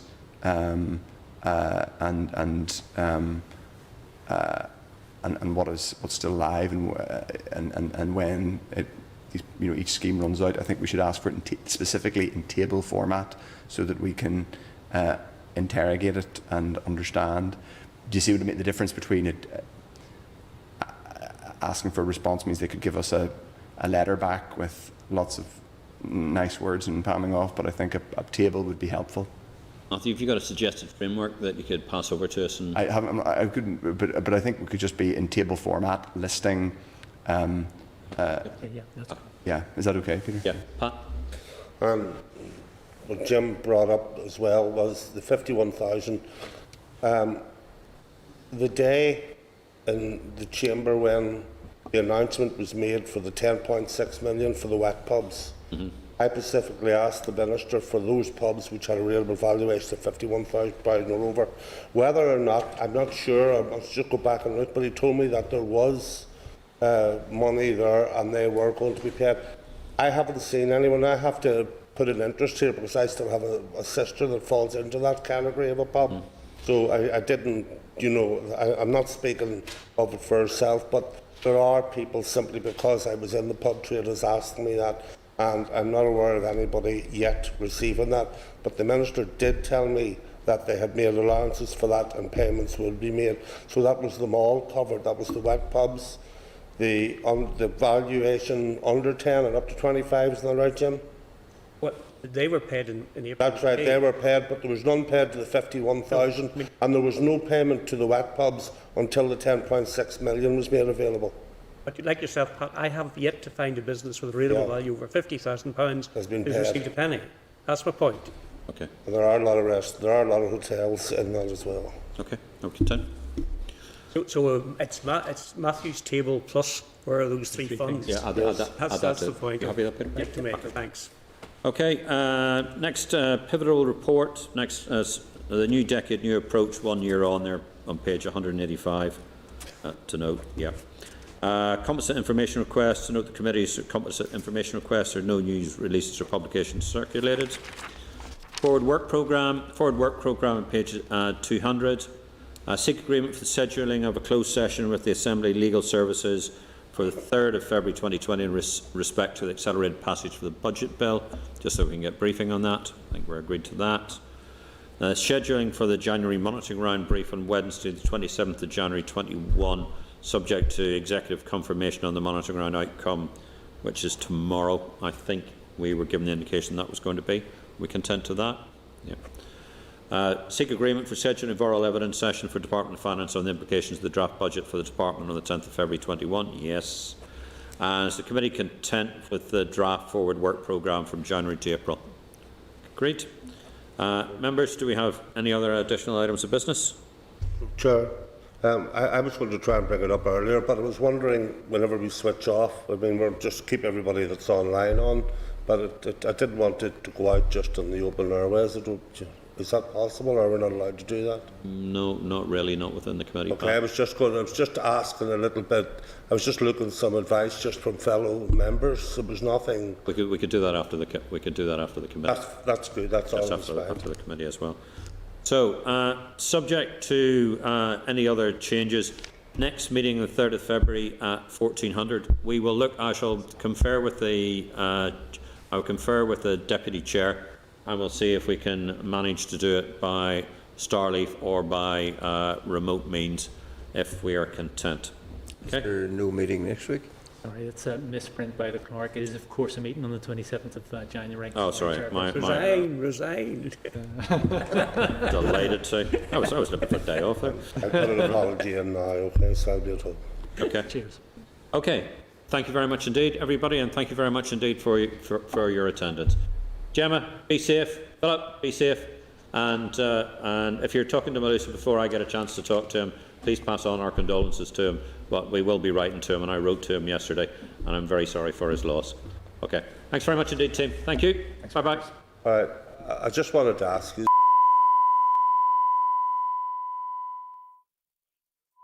This is the Northern Ireland Assembly Senate Chamber programme signed. This is the Northern Ireland Assembly Senate Chamber programme signed.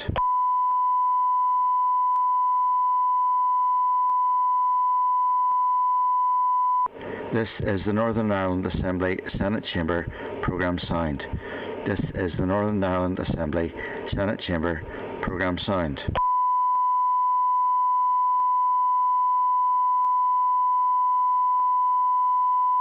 This is the Northern Ireland Assembly Senate Chamber programme signed.